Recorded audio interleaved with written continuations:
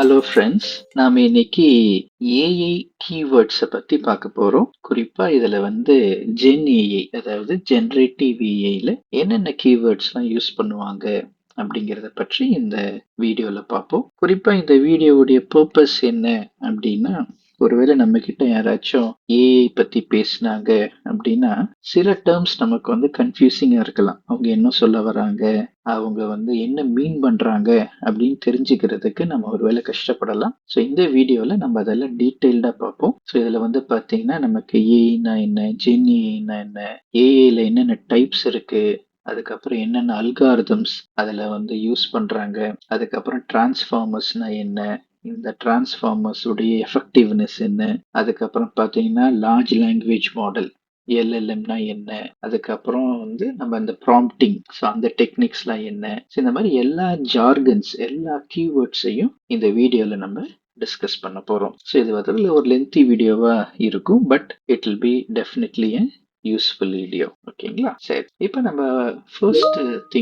நம்ம first thing என்ன பார்க்க போறோம் அப்படின்னா, ஜெனரேட்டிவ் ஏஐ அப்படின்னு சொன்னா என்ன மீனிங் அப்படின்னு பார்ப்போம். இப்போ ஜெனரேட்டிவ் ஏஐ அப்படின்னு சொல்லும்போது இந்த நேமே இம்ப்ளை பண்ற மாதிரி இந்த ஏஐல புது இன்ஃபர்மேஷனை நம்ம உருவாக்க போறோம். ஸோ நம்ம புது இன்ஃபர்மேஷனை நம்ம ஜென்ரேட் பண்ண போறோம். அதனாலதான் இதுக்கு ஜென் ஏஐ அல்லது ஜெனரேட்டிவ் ஏஐ அப்படின்னு சொல்லுவாங்க. இப்போ இந்த ஜெனரேட்டிவ் ஏஐங்கிறத நிறைய ஃபீல்ட்ல நம்மளால யூஸ் பண்ண முடியும். இதுக்கு நிறைய மொடாலிட்டிஸ் இருக்கு. ஃபார் எக்ஸாம்பிள் விஷன், நம்ம ஒரு இமேஜ் அல்லது ஒரு வீடியோ ஓரியன்ட் வகையில இந்த ஜென்னை யூஸ் பண்ண முடியும். டெக்ஸ்ட் ஓரியன்டா யூஸ் பண்ண முடியும். ஆடியோ, மாலிகுலர் ஃபீல்ட், இந்த மாதிரி எக்கச்சக்கமான ஃபீல்டு வளர்ந்துகிட்டே இருக்கு. இந்த எல்லா வகையான ஃபீல்டையுமே இந்த ஜென்ஏஐ நம்மளால யூஸ் பண்ண முடியும். இப்போ இந்த ஜென்ஏஐல பார்த்தீங்கன்னு வச்சுக்கோங்களேன், நிறைய லேர்னிங் டெக்னிக்ஸ் அல்லது நிறைய மெத்தடாலஜிஸ், நிறைய மாடல்ஸ் யூஸ் பண்ணியிருக்காங்க. இப்போ ஜெனரேட்டிவ் அட்வர்சியல் நெட்வொர்க் அப்படின்னு சொல்லி ஒன்று இருந்திருக்கு, கேன். ஸோ இதை வச்சு பார்த்தீங்கன்னா ஹை குவாலிட்டி இமேஜஸை அவங்களால ஜென்ரேட் பண்ண முடியும். அப்புறம் வேரியேஷனல் ஆட்டோ என்கோடர்ஸ், இது ஒரு ஜெனரலைஸ்டு ஒரு மாடலிங் டெக்னிக். ஆனா இந்த டெக்னிக்ஸ் எல்லாம் இருந்த பின்னாடி ரொம்ப லேட்டஸ்டா பாத்தீங்கன்னா டிரான்ஸ்ஃபார்மர் மாடல் அப்படின்னு ஒரு மாடலை கொண்டு வந்தாங்க, கூகுள் கொண்டு வந்தாங்க. ஸோ இந்த மாடல் வந்த பின்னாடி பாத்தீங்கன்னா இந்த ஏஐ ஃபீல்டையே பயங்கரமா ரெவல்யூஷனைஸ் பண்ணிச்சு. அதனால பழைய டெக்னிக்ஸ் எல்லாமே கொஞ்சம் கொஞ்சமா அப்சல்யூட் ஆயிட்டு வருது, அதெல்லாம் தேவையில்லை அப்படின்னு ஒதுக்கிட்டு இப்ப வர பெரும்பாலான மாடல்ஸ் எல்லாமே இந்த டிரான்ஸ்ஃபார்மர் மாடல் மேலதான் அவங்க பில்டு பண்ணியிருக்காங்க. இப்போ ஏஐ அண்ட் ஜென்ஏஐ இது நம்ம யூஸ் பண்ணும்போது, இந்த டேர்ம்ஸை யூஸ் பண்ணும்போது நம்ம ஹை லெவல்ல என்ன அண்டர்ஸ்டாண்ட் பண்ணிக்கலாம் அப்படின்னா, ஏஐ அப்படின்னு சொல்லும்போது it focuses on understanding and decision making. அதாவது ஒரு தீர்மானத்தை இது எடுக்கணும். அந்த தீர்மானத்தை எப்படி எடுக்குது அல்லது ஒரு டெசிஷனை எப்படி எடுக்குது இந்த ஏஐ டூல்னா, எக்ஸிஸ்டிங்ல என்னென்ன டேட்டா இருக்கோ அதை எல்லாத்தையும் பேஸ் பண்ணி தான் ஒரு டெசிஷனுக்கு இது வருது. ஃபார் எக்ஸாம்பிள், ஒரு ஏஐ கிட்ட நீங்க ஒரு ஃப்ரூட்டை காட்டுறீங்க அப்படின்னா, ஃபார் எக்ஸாம்பிள் ஆப்பிள் காட்டுறீங்க அப்படின்னா, அது ஆப்பிள் அப்படின்னு கண்டுபிடிக்கணும் அப்படின்னா அதுக்கு ஆப்பிளோடைய ஃபீச்சர்ஸ் எல்லாம் தெரிஞ்சிருக்கணும். அதுதான் எக்ஸிஸ்டிங் டேட்டா. இந்த எக்ஸிஸ்டிங் டேட்டாவை பயன்படுத்தி தான் அந்த ஆப்பிள் அப்படிங்கிற ஃப்ரூட்டை காமிக்கும் போது இது ஆப்பிள் அப்படின்னு அதால ஒரு டெசிஷனுக்கு வர முடியும். ஸோ இந்த மாதிரி ஒரு எக்ஸிஸ்டிங் டேட்டாவை பேஸ் பண்ணி ஒரு டெசிஷன் அல்லது ஒரு இன்ஃபரன்ஸ் அல்லது ஒரு கன்க்ளூஷனுக்கு வரத ஜெனரல் ஏஐ அப்படின்னு நம்ம சொல்றோம், ஜெனரிக் ஏஐ.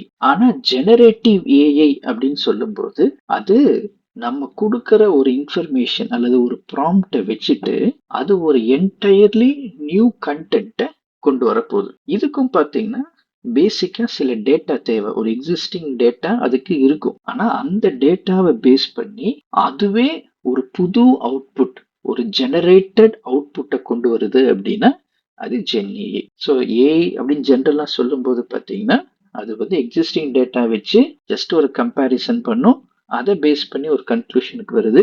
ஜென் ஏஐ அப்படின்னு சொல்லும்போது எக்ஸிஸ்டிங் டேட்டா வச்சு all together completely new content அல்லது நியூ டெக்ஸ்ட் அல்லது ஒரு புதிய விஷயத்தை அது ஜென்ரேட் பண்ணுது அப்படின்னா அது ஜென்ஏஐ. இப்போ அடிக்கடி நம்ம லார்ஜ் லாங்குவேஜ் மாடல் அப்படிங்கிற வேர்டையும் ஜென்ஏஐயும் ஒருவேளை நிறைய பேர் கன்ஃபியூஸ் பண்ணிக்கலாம். ஜென்ஏஐங்கிறது டிஃப்ரெண்ட், லார்ஜ் லாங்குவேஜ் மாடலுங்கிறது டிஃப்ரெண்ட். சொல்லப்போனா இந்த ஜென் ஏங்கிறது ஒரு பெரிய அம்பர்லா மாதிரி அல்லது ஒரு பெரிய சூப்பர் செட் மாதிரி. இந்த சூப்பர் செட்டுக்கு உள்ளார இருக்கிற ஒரு காம்பனன்ட் தான் லார்ஜ் லாங்குவேஜ் மாடல். இப்போ இங்க பிக்சர்ல பாக்குறபடி பாத்தீங்கன்னா ஒரு ஜெனரேட்டிவ் ஏஐல வந்து லார்ஜ் லாங்குவேஜ் மாடல் இருக்கலாம், டிஃப்யூஷன் மாடல் இருக்கலாம், அல்லது music related model, video related model, molecular based model, இந்த மாதிரி நிறைய வேரியேஷன்ஸ் இருக்கலாம். நிறைய வேரியேஷன்ஸ் அதுக்குள்ள இருக்கலாம். ஓகேங்களா?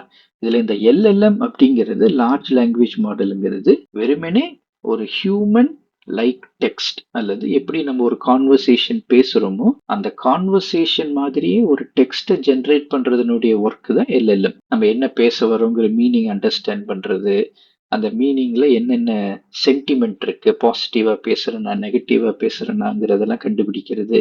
ஸோ ஒரு human like text generation understanding அந்த சிமேட்டிக்ஸ்க்கு தான் வந்து இந்த எல்எல்எம் யூஸ் ஆகுது. மற்றபடி இந்த டிஃபிஷன் மாடல்ஸ்லாம் பார்த்தீங்கன்னா இமேஜஸை வச்சு ஆப்ரேட் பண்றது, அப்புறம் வீடியோ மாடல்ஸ் வீடியோஸ், இந்த மாதிரி எக்கச்சக்கமான வேரியேஷன்ஸ் இருக்கு. ஸோ வந்து ஜென் ஏஐனா பேசிக்கா நம்ம அண்டர்ஸ்டாண்ட் பண்ண வேண்டியது என்னன்னா நம்ம ஆல் டுகெதர் ஒரு நியூ அவுட்புட்டை ஜென்ரேட் பண்ண போறோம், நியூ கண்டென்ட்டை கொண்டு வர போறோம். அதுதான் ஜென் ஏஐ. வெக்டர் அப்படின்னு சொல்லும் போது என்ன அர்த்தம்னா இப்போ கம்ப்யூட்டர்ஸால பாத்தீங்கன்னா நம்மள மாதிரி லாங்குவேஜ் அல்லது நம்மள மாதிரி வேர்ட்ஸ் அதால அண்டர்ஸ்டாண்ட் பண்ண முடியாது. கம்ப்யூட்டரை பொறுத்த வரைக்கும் எல்லாமே ஒன்ஸ் அண்ட் ஜீரோஸ் இல்லைங்களா? அப்போ கம்ப்யூட்டரை ஈஸியா அண்டர்ஸ்டாண்ட் பண்ண வைக்கிறதுக்கு எல்லாமே வந்து பாத்தீங்கன்னா நியூமரிக்கல் நொட்டேஷன்ஸ்ல தான் அவங்க பாஸ் பண்ணுவாங்க. ஸோ இந்த நம்பர்ஸ் தான் பார்த்தீங்கன்னா ஒன்ஸ் அண்ட் ஜீரோஸை கன்வெர்ட் ஆகி அந்த மிஷின் வந்து அண்டர்ஸ்டாண்ட் பண்ணுது. ஃபார் எக்ஸாம்பிள் பார்த்தீங்கன்னா ஒரு ஆப்பிள் அப்படின்னு ஒன்று ஒரு ஃப்ரூட் இருக்குன்னு வச்சுக்கோங்களேன். இது ஒரு இந்த ஆப்பிள் அப்படிங்கிறத எப்படி ஒரு கம்ப்யூட்டருக்கு நீங்க சொல்லி கொடுப்பீங்க? இப்போ அதுக்கு வந்து ஆப்பிள் இப்படி இருக்கும், இந்த கலர்ல இருக்குது, இந்த ஷேப்ல இருக்குது, இது இந்த டேஸ்ட்ல இருக்கும் அப்படின்லாம் நம்ம சொன்னோம்னா அதுக்கு எதுவுமே புரியாது இல்லைங்களா? அப்படின்னா ஆப்பிள் எப்படி ஒரு கம்ப்யூட்டர் புரிஞ்சுக்கிற மாதிரி ரெப்ரசன்ட் பண்றது அப்படின்னா இந்த வெக்டர்ஸை வச்சுதான் பண்றோம். ஸோ இந்த வெக்டர்ஸ்ல நம்ம ஜஸ்ட் என்ன பண்ண போறோம் அப்படின்னா ஒரு ஆப்பிளுக்கான ஃபீச்சர்ஸ் என்ன அப்படிங்கிறத வச்சு அதுக்கான ஜீரோஸ் அண்ட் ஒன்ஸ் அல்லது இந்த மாதிரி ரெப்ரசன்ட் பண்ணு அப்படின்னு நம்ம சொல்றோம். ஃபார் எக்ஸாம்பிள் பாருங்களேன், இப்போ சின்ன ஒரு எக்ஸாம்பிள் சொல்லணும்னா இப்போ இங்க இதை எடுத்துக்கோங்க, ஆப்பிள்னு இதை எடுத்துக்கோங்களேன். இப்போ இந்த ஆப்பிள நம்ம எப்படி வந்து ரெப்ரசன்ட் பண்ணலாம்? ஃபார் எக்ஸாம்பிள் இதுக்குன்னு சில ஃபீச்சர்ஸை நீங்க டிஃபைன் பண்ணுங்க. ரெட் கலர்ல இருக்குமா? ஓகே, இது ஒரு ஃபீச்சர். அது வந்து ரவுண்ட் ஷேப்ல இருக்குமா அப்படின்னு பாருங்க, இது ரவுண்ட். ஸோ இது ஒரு ஃபீச்சர் அப்படின்னு வச்சுக்கலாம். அதுக்கப்புறம் பார்த்தீங்கன்னா is it a meat oriented, meat மாதிரியானதா, இது ஒரு ஃபீச்சர் அப்படின்னு வச்சுக்கலாம். Is it a person, person, இது ஒரு ஃபீச்சர்னு வச்சுக்கலாம். இப்ப பாத்தீங்கன்னா இந்த ஆப்பிள் எப்படி ரெப்ரசன்ட் பண்ணலாம்? இப்போ ஒருவேளை ட்ரூனா 1, ஃபால்ஸ்னா 0ன்னு வச்சுக்கோங்க. இப்ப ஆப்பிள்ங்கிறது ஒரு பர்சனா அப்படின்னு கேட்டா இல்ல, ஸோ 0. ஆப்பிள் வந்து ரெட் கலர்ல இருக்குமா அப்படின்னா எஸ், 1. இப்போ உள்ள கிரீன் ஆப்பிள் அந்த சினாரியோஸ்ல நம்ம கன்சிடர் பண்ண போறது இல்லை, ஒரு ஜென்ரல் சினாரியோ. அடுத்து ஆப்பிள் வந்து ரவுண்டா இருக்குமா? ஓகே, பெரும்பாலும் ரவுண்டா தான் இருக்கும், ஸோ அதனால 1ன்னு வச்சிருக்கேன். இப்போ இது மீட் ஓரியன்டா அல்லது மீட்டா அல்லது ஒரு அசைவ உணவா அப்படின்னு கேட்டா நோ, ஸோ 0. அப்படின்னா இந்த ஃபீச்சர்ஸ் எல்லாத்தையும் வச்சு இப்போ ஆப்பிளுக்கு நான் வந்து ஒரு பைனரி கோட் ஜெனரேட் பண்ணோம்னா என்ன பண்ண முடியும்? 0, 1, 1, 0 அப்படின்னு ஜெனரேட் பண்ண முடியும். ஃபார் எக்ஸாம்பிள் வந்து இப்போ ஒரு சிக்கன் அப்படின்னு வச்சுக்கோங்களேன். இப்போ ஒருவேளை நான் வெஜிடேரியன் ஐட்டம் எடுத்துக்கோங்க, சிக்கன். ஃபார் எக்ஸாம்பிள் சிக்கன் எடுத்துக்கோங்க. இப்போ இந்த சிக்கனை எப்படி ரெப்ரசென்ட் பண்ணலாம்? அது ஒரு பர்சன்னு கேட்டா 0. அதோடைய மீட் ரெட் கலர்ல இருக்கு அப்படின்னா எஸ், 1. அது வந்து ரவுண்டா இருக்குமா? இருக்காதுன்னு வச்சுக்கலாம், 0. அது மீட் ஓரியன்டா 1. அப்ப இந்த சிக்கன் எப்படி ரெப்ரசென்ட் பண்ணலாம்னா 0, 1, 0, 1. இப்ப பாத்தீங்கன்னா இப்ப இந்த காம்பினேஷன் வந்து நிறைய விதங்களுக்கு ஃபிட் ஆயிரும். ஃபார் எக்ஸாம்பிள் நான் ஆப்பிள்ங்கிறன்னு சொல்றதுக்கு பதிலா ஆப்ரிகாட் அப்படின்னு சொன்னா கூட அதுக்கும் இதே காம்பினேஷன் ஃபிட் ஆயிரும். அப்ப என்ன பண்ணணும் அப்படின்னா இந்த ஃபீச்சர்ஸ் எல்லாம் இன்க்ரீஸ் பண்ண என்னால என்ன செய்ய முடியும் அப்படின்னா ஒரு ஆப்பிள் அப்படிங்கிறதுக்கான அதோடைய கேரக்டரிஸ்டிக்ஸ் எல்லாத்தையும் வச்சு என்னால அது ஒரு நியூமரிக் ரெப்ரசன்டேஷன் கொண்டு வர முடியும். ஸோ இந்த மாதிரி இப்ப நான் சொன்னது ஜஸ்ட் எக்ஸாம்பிள் 0, 1, 1, 1, 0ன்னு சொல்றாது, அது ஃபைனல் அவுட்புட் அப்படிதான் இருக்க போகுது. பட் அதுக்கு வந்து நம்ம இங்க எக்ஸாம்பிள்ல பார்த்தபடி 0.1, 0.8, 0.3 இந்த மாதிரி ஸ்கோர் மூலமா, வெயிட்டேஜ் மூலமா ஒவ்வொரு கேரக்டருக்கு என்னென்ன வெயிட்டேஜ் கொடுக்கலாங்கிறத பேஸ் பண்ணி நம்ம ரெப்ரசென்ட் பண்றோம். ஸோ அந்த மாதிரி வெக்டர் அப்படின்னு சொன்னா பேசிக்கா ஒரு பர்டிகுலர் வேர்ட் அல்லது பர்டிகுலர் சென்டென்ஸ் இதை வந்து கம்ப்யூட்டர் அண்டர்ஸ்டாண்ட் பண்ணணும் அப்படின்னா அதை வந்து நியூமரிக்கல் வேல நம்ம ரெப்ரசென்ட் பண்ணணும். அப்படி நியூமரிக்கல் வேல ரெப்ரசென்ட் பண்றது தான் இந்த வெக்டர்ஸ்னு அர்த்தம். ஓகேங்களா? இப்ப அடுத்து எம்பெடிங் அப்படின்னா என்ன அர்த்தம்? இப்ப இந்த வெக்டர் அப்படிங்கிறது ஒரு நியூமரிக்கல் வேல ரெப்ரசென்ட் பண்றது அப்படின்னு சொல்லி பார்த்தோம். இப்ப நம்ம இந்த நியூமரிக்கல் வேல ரெப்ரசென்ட் பண்ணதுக்கு அப்புறம் இப்போ ஒரு 2 வேர்டு இருக்குன்னு வச்சுக்கோங்களேன். ஆப்பிள், ஆரஞ்சு அப்படின்னு சொல்லி இருக்குன்னா இது ரெண்டுக்கும் என்ன மீனிங், இது ரெண்டும் எவ்வளவு க்ளோஸ்னஸ்ல இருக்கு அப்படிங்கறத கண்டுபிடிக்கிறது தான் இந்த எம்பெடிங். இங்க எக்ஸாம்பிள், இங்க டெஃபினிஷன் சொல்ற மாதிரி it's a special type of vector that captures the meaning of words, images or data by placing them in a mathematical space. For example, இப்படி நீங்க யோசிச்சு பாருங்க. இது ஒரு டைமென்ஷன் வச்சுக்கோங்களேன். இப்போ உங்களுக்கு வந்து ஒரு பர்சன் அப்படின்னு சொல்லிட்டு ஒரு கிளஸ்டர் இருக்கு. அதே மாதிரி ஃப்ரூட்ஸ் அப்படின்னு சொல்லி ஒரு கிளஸ்டர்ஸ் இருக்கு. ஃப்ரூட்ஸ்னு ஒரு கிளஸ்டர் இருக்கு. இப்ப வந்து பாத்தீங்கன்னா நான் ஆப்பிள், ஆரஞ்சு இதெல்லாம் சொல்லும்போது எல்லாமே இந்த ஃப்ரூட்டுடைய இந்த டைமென்ஷன்ல விழுகுது. இப்ப வந்து ஆடம், ஜேக்கப், மார்க், வினோத் இந்த மாதிரி நான் பர்சன் நேம் எல்லாம் சொல்லும்போது அவங்க எல்லாம் இந்த கேட்டகரியில வந்து விழுகிறாங்க, இந்த செக்மெண்ட்ல வந்து விழுகிறாங்க. இப்ப பாத்தீங்கன்னா இதுக்கும் ஒரு டிஸ்டன்ஸ் இருக்கு இல்லைங்களா? அப்படின்னா இப்ப நான் ஆப்பிள் அல்லது ஆரஞ்சுன்னு சொல்லும்போது இது வந்து இந்த வெக்டர் ஸ்பேஸ்ல வந்து பக்கத்துல இருக்கும். இதே இந்த ஃப்ரூட், ஃபார் எக்ஸாம்பிள் இந்த இடத்துல ஒரு அனிமல் இருக்குன்னு வச்சுக்கோங்க. கேட்டு, டாகு, அதுக்கப்புறம் லைன் இருக்கு அப்படின்னா இந்த ஃப்ரூட்டுக்கும் இந்த லைனுக்கும் பார்த்தீங்கன்னா டிஸ்டன்ஸ் வந்து ஜாஸ்தியா இருக்கும். அப்படின்னா ஒரு வெக்டர்ல ஒரு பர்டிகுலர் வேர்டுக்கு இன்னொரு பர்டிகுலர் வேர்டு எவ்வளவு க்ளோஸா இருக்கு அப்படிங்கிறத டிட்டர்மைன் பண்றது தான் எம்பெடிங்ஸ். ஸோ இந்த வேர்ட்ஸ் எல்லாம் காமனா இருக்கும்போது அது பக்கத்துல இருக்கும். அது ரொம்ப ஒரு சம்பந்தமே இல்லாம இருக்கும்போது அது வந்து டிஸ்டன்ஸ்ல இருக்கும். இப்ப பாத்தீங்கன்னா இங்க ஒரு நல்ல எக்ஸாம்பிள் இருக்கு பாருங்களேன். ஆப்பிள் அண்ட் மேங்கோ இது ரெண்டும் பக்கத்துல இருக்கும். ஏன்னா they both are fruits. Apple and laptop வந்து அது தூரத்துல இருக்கும். ஸோ இது வந்து நீங்க ஆப்பிள்ங்கிறது இதை நினைச்சுக்காதீங்க. ஆப்பிள் ப்ராடக்ட் இல்லை, ஜஸ்ட் ஃப்ரூட். ஆப்பிளும் லேப்டாப்பும் தூரத்துல இருக்கும். ஏன்னா ஒன்னு ஃப்ரூட், இன்னொன்னு எலக்ட்ரானிக் டிவைசஸ். அதே மாதிரி பாத்தீங்கன்னா கிங் அப்படின்னு சொன்னா கிங்குக்கு பக்கத்திலேயே வரத்துக்கு குயினுக்கான பாசிபிலிட்டி ஜாஸ்தி. ஸோ அதனால இந்த எம்பெடிங்ஸ்ல அது ரெண்டுமே மேத்தமெட்டிக்கலா பக்கத்துல இருக்கும். இப்ப நம்ம வெக்டர் டேட்டா பேசஸ்க்கு அல்லது இந்த வெக்டர் எம்பெடிங்ஸ்க்கு ஒரு எக்ஸாம்பிள் பார்க்கலாம். இப்போ வெக்டர் டேட்டா பேஸ் அப்படின்னு சொல்லும்போது நம்ம ஏற்கனவே அண்டர்ஸ்டாண்ட் பண்ணியிருந்தோம் இல்லைங்களா? வெக்டர் அப்படின்னு சொன்னா அது வந்து அந்த நியூமெரிக்கல் ரெப்ரசன்டேஷன் ஆஃப் வேர்ட்ஸ். அதே மாதிரி எம்பெடிங் சொல்லும்போது அதனுடைய ரிலேஷன்ஷிப். அப்போ வெக்டர் டேட்டா பேஸ் அப்படின்னு சொல்லும்போது இந்த மாதிரி டேட்டாவை ஸ்டோர் பண்றது தான் ஒரு வெக்டர் டேட்டா பேஸ். ஸோ இந்த வெக்டர் டேட்டா பேஸுங்கிறது பார்த்தீங்கன்னா நிறைய டைமென்ஷன்ஸ்ல இருக்கும். ஸோ ஒரு நார்மலா வந்து ஃபார் எக்ஸாம்பிள் ஒரு டெக்ஸ்ட்டை வந்து நம்ம ஸ்டோர் பண்ணும்போது அதுக்கு நிறைய டைமென்ஷன்ஸ் இருக்கலாம். அதே மாதிரி இந்த வெக்டர் டேட்டா பேஸ்ல பாத்தீங்கன்னா இமேஜ் ஸ்டோர் பண்ணலாம், டாக்குமெண்ட் ஸ்டோர் பண்ணலாம். ஆனா எதை நம்ம ஸ்டோர் பண்ணாலும் எல்லாமே வந்து பாத்தீங்கன்னா இந்த நியூமெரிக்கல் ரெப்ரசன்டேஷனை அது கன்வெர்ட் ஆயிட்டு அது ஒரு டைமென்ஷன்ஸ்ங்கிறது. இப்போ நீங்க உங்களுடைய ப்ரோக்ராமிங் லாங்குவேஜஸ்ல வந்து அரே எல்லாம் யூஸ் பண்ணியிருப்பீங்க இல்லைங்களா? அரே வந்து 2 டைமென்ஷன், 3 டைமென்ஷன், 3x4 டைமென்ஷன், அந்த மாதிரிலாம் நம்ம டைமென்ஷன்ஸ் யூஸ் பண்ணியிருப்போம். இதுல வந்து பாத்தீங்கன்னா வெரி ஹியூஜ் டைமென்ஷன்ஸ் இருக்கும். ஸோ அதை பற்றி தான் நம்ம இப்ப பார்க்க போறோம். ஒரு சின்ன டெமோ நம்ம பார்க்கலாம். ஸோ இந்த டெமோக்கு பாத்தீங்கன்னா நான் வந்து அந்த கூகுள் கோலேப் யூஸ் பண்ண போறேன். ஸோ நீங்களும் ஒருவேளை கூகுள் கோலேப் யூஸ் பண்ணோம் அப்படின்னா ஜஸ்ட் கூகுள் கோலேப் அப்படின்னு சர்ச் பண்ணீங்கன்னா வந்துடும். ஸோ இதில் போயிட்டு நம்ம யூஸ் பண்ண ஸ்டார்ட் பண்ணலாம். ஸோ நியூ நோட் புக் இன் டிரைவ் அப்படின்னு சொல்லிட்டு இந்த லிங்கை நான் கொடுத்த உடனே கிளிக் பண்ண உடனே அது ஒரு நியூ நோட் புக் வந்து கிரியேட் ஆயிருச்சு. இப்போ சைட் பை சைடாக நம்ம என்ன பண்ணலாம்னா நம்ம குரோமா டிபி அதை ஓப்பன் பண்ணிக்கலாம். ஸோ இங்கே பார்த்தீங்கன்னா குரோமா டிபிங்கிறது ஒரு வெக்டர் டேட்டாபேஸ். இந்த மாதிரி நிறைய இருக்கு. ஸோ நம்ம இது வந்து ரொம்ப சிம்பிள் ஓப்பன் சோர்ஸ் ஒரு ஏஐ டேட்டாபேஸ் தான் இப்போ யூஸ் பண்ண போகிறோம். இங்க பாத்தீங்கன்னா சொல்லியிருக்கு இல்லைங்களா? So Chroma is the open source AI application database.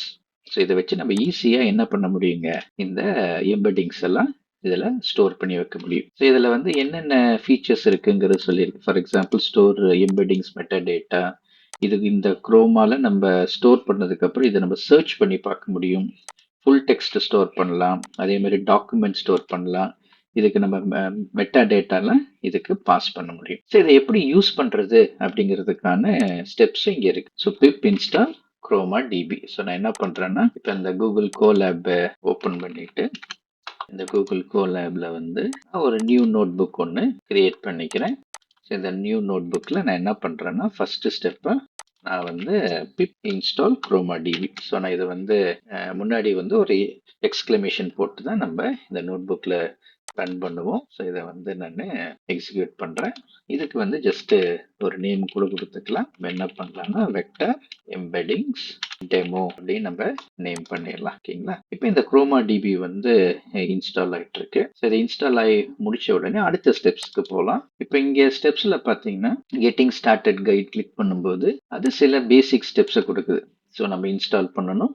அதுக்கப்புறம் இந்த குரோமா டிபியை இம்போர்ட் பண்ணிட்டு குரோமா டிபி டாட் கிளைண்ட் அப்படின்னு சொல்லணும். ஸோ இந்த டாட் கிளைண்ட்னு சொல்லும்போது இந்த குரோமா டிபியோட இன்ஸ்டன்ஸ் வந்து நமக்கு கிடைக்கும். நம்ம என்ன பண்ணலாம்னா இந்த ஸ்டெப்ஸை காப்பி பண்ணிக்கலாம். இப்போ நம்ம அடுத்த ஸ்டெப்புக்கு போயிடலாம். அடுத்த ஸ்டெப்ல அதை காப்பி பண்ணிட்டேன். இப்போ எனக்கு குரோமா டிபியோடைய ஒரு கிளைண்ட் இன்ஸ்டன்ஸ் கிடைச்சிருச்சு. நம்ம அதை பிரிண்ட் பண்ணி பார்க்கலாம். ஸோ குரோமா கிளைண்ட் அதோடைய அந்த இன்ஸ்டான்ஷியேட்டட் அந்த கிளாஸுடைய டீட்டெயில்ஸ்லாம் வருது. ஸோ இப்போ பார்த்தீங்கன்னா Chroma DB dot AP dot client. So இந்த கிளைண்ட் ஆப்ஜெக்ட் வந்து நமக்கு கிடைச்சிருச்சு. இப்போ அடுத்தது பார்த்தீங்கன்னா ஒரு கலெக்ஷன் வந்து கிரியேட் பண்ண சொல்லுது. ஸோ கலெக்ஷன் அப்படிங்கிறது என்னங்கிற டெஃபினிஷன் தான் இங்கே கொடுத்துருக்காங்க. So collections are where you'll store your embeddings. நம்முடைய எம்பெடிங்ஸ், நம்முடைய டாக்குமெண்ட்ஸ், மெட்டா டேட்டா எல்லாத்தையுமே நம்ம ஸ்டோர் பண்ணி வைக்கிற இடம் தான் இந்த கலெக்ஷன்ஸ்.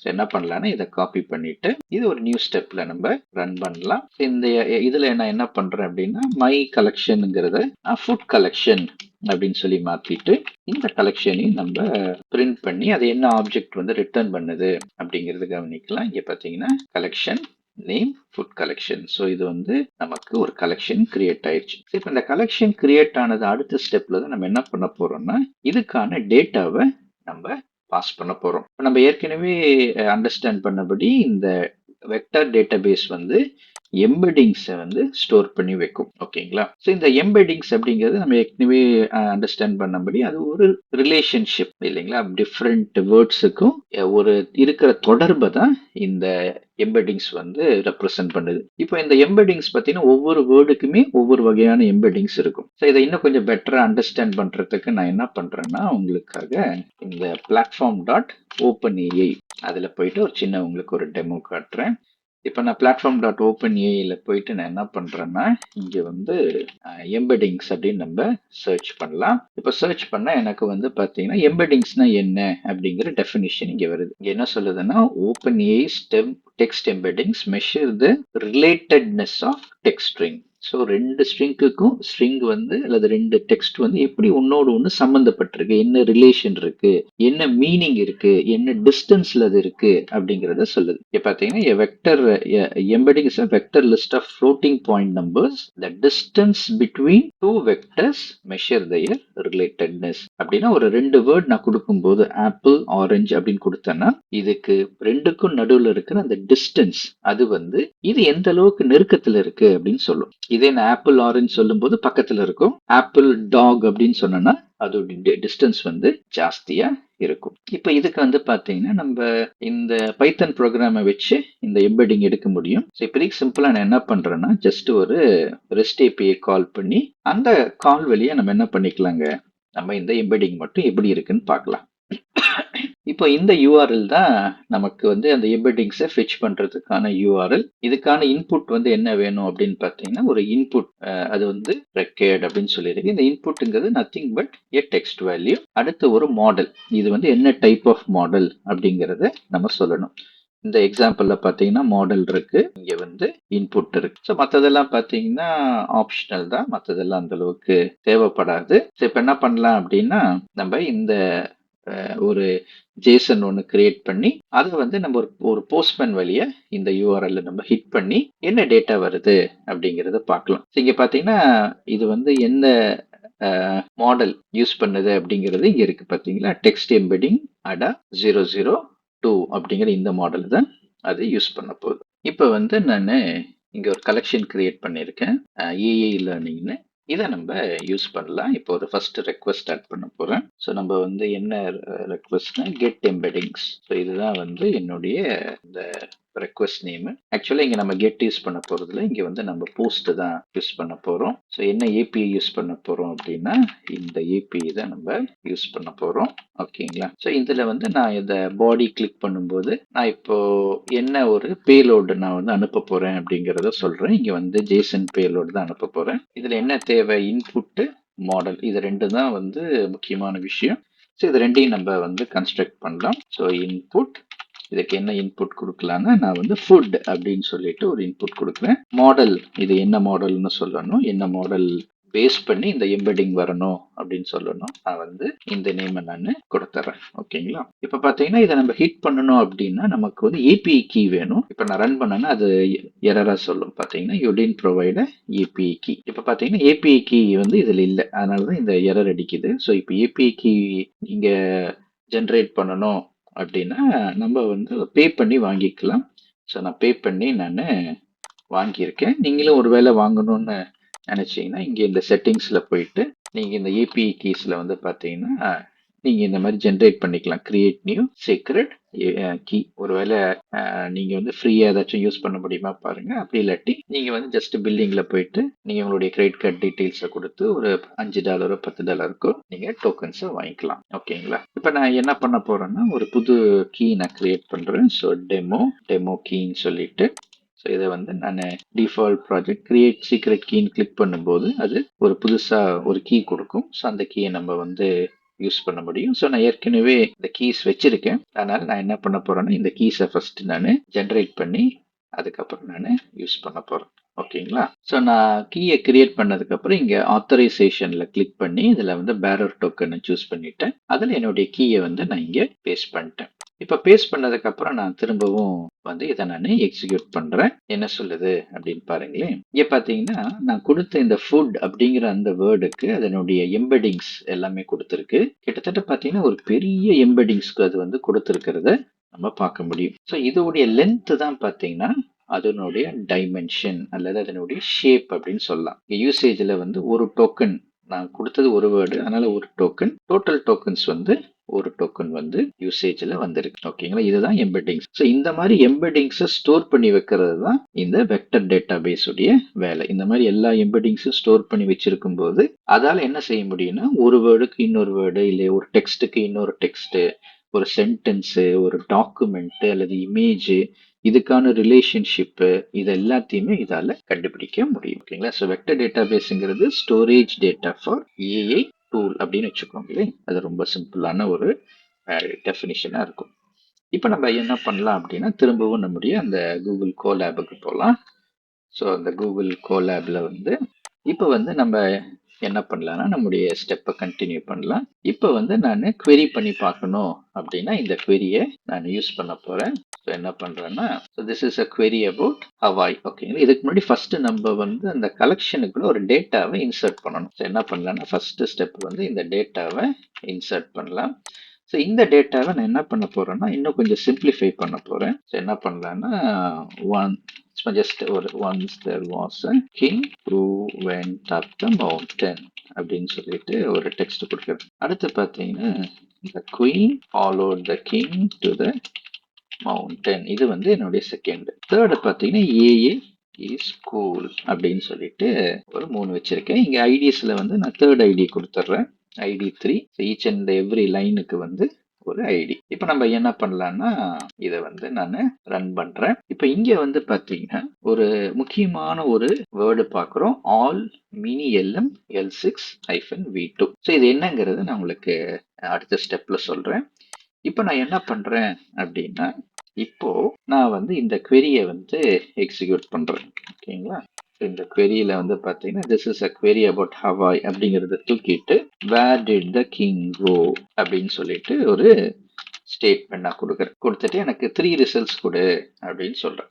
இப்போ இந்த ரிசல்ட்டை வந்து நம்ம எக்ஸாமின் பண்ணி பார்க்கலாம். ஸோ இந்த ரிசல்ட் வந்து பார்த்தீங்கன்னா ஒரு ஜேசன் ரிசல்ட் தான். ஸோ அதனால் என்ன பண்ணலான்னு இதை அப்படியே இப்போ நம்ம இதை நம்முடைய வேர்ட் பேட்ல காப்பி பண்ணிட்டோம். இப்போ இந்த வேர்ட் பேட்ல காப்பி பண்ணதுக்கப்புறம் இதில் என்னென்ன இருக்குங்கிறத கவனிச்சு பாருங்க. ஐடிஸ் இருக்கு, அடுத்து எம்பெடிங்ஸ் இருக்கு, அடுத்த டாக்குமெண்ட்ஸ் இருக்கு. நம்ம வந்து 3 டாக்குமெண்ட் வந்து இதில் அப்லோட் பண்ணியிருந்தோம். அடுத்து இங்க பார்த்தீங்கன்னா டிஸ்டன்சஸ் அப்படின்னு சொல்லி ஒரு வேல்யூ கொடுத்துருக்கு. இது என்ன மீனிங் இது அப்படின்னு பார்த்தீங்கன்னா, நான் வந்து ஃபர்ஸ்ட் கொடுத்த டெக்ஸ்ட்ல வந்து என்ன கொடுத்திருந்தேன் அப்படின்னா, அதாவது 3 டாக்குமெண்ட் அப்லோட் பண்ணியிருந்தேன் இல்லைங்களா. The queen followed the king to the mountain, once there was a king who went to the mountain, அப்புறம் ஏஇ ஸ்கூல்.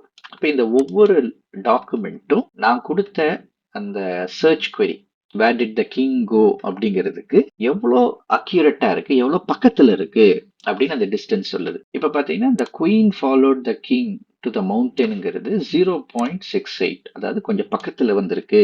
இது நம்ம கேட்ட கேள்வி இதுவும் பக்கத்துல இருக்கு அப்படின்னு சொல்லி சொல்லுது. அதே மாதிரி once there was a king who went up the மவுண்டன்ங்கிறது 0.72 அப்படிங்கிற டிஸ்டன்ஸ்ல இருக்கு அப்படின்னு சொல்லுது.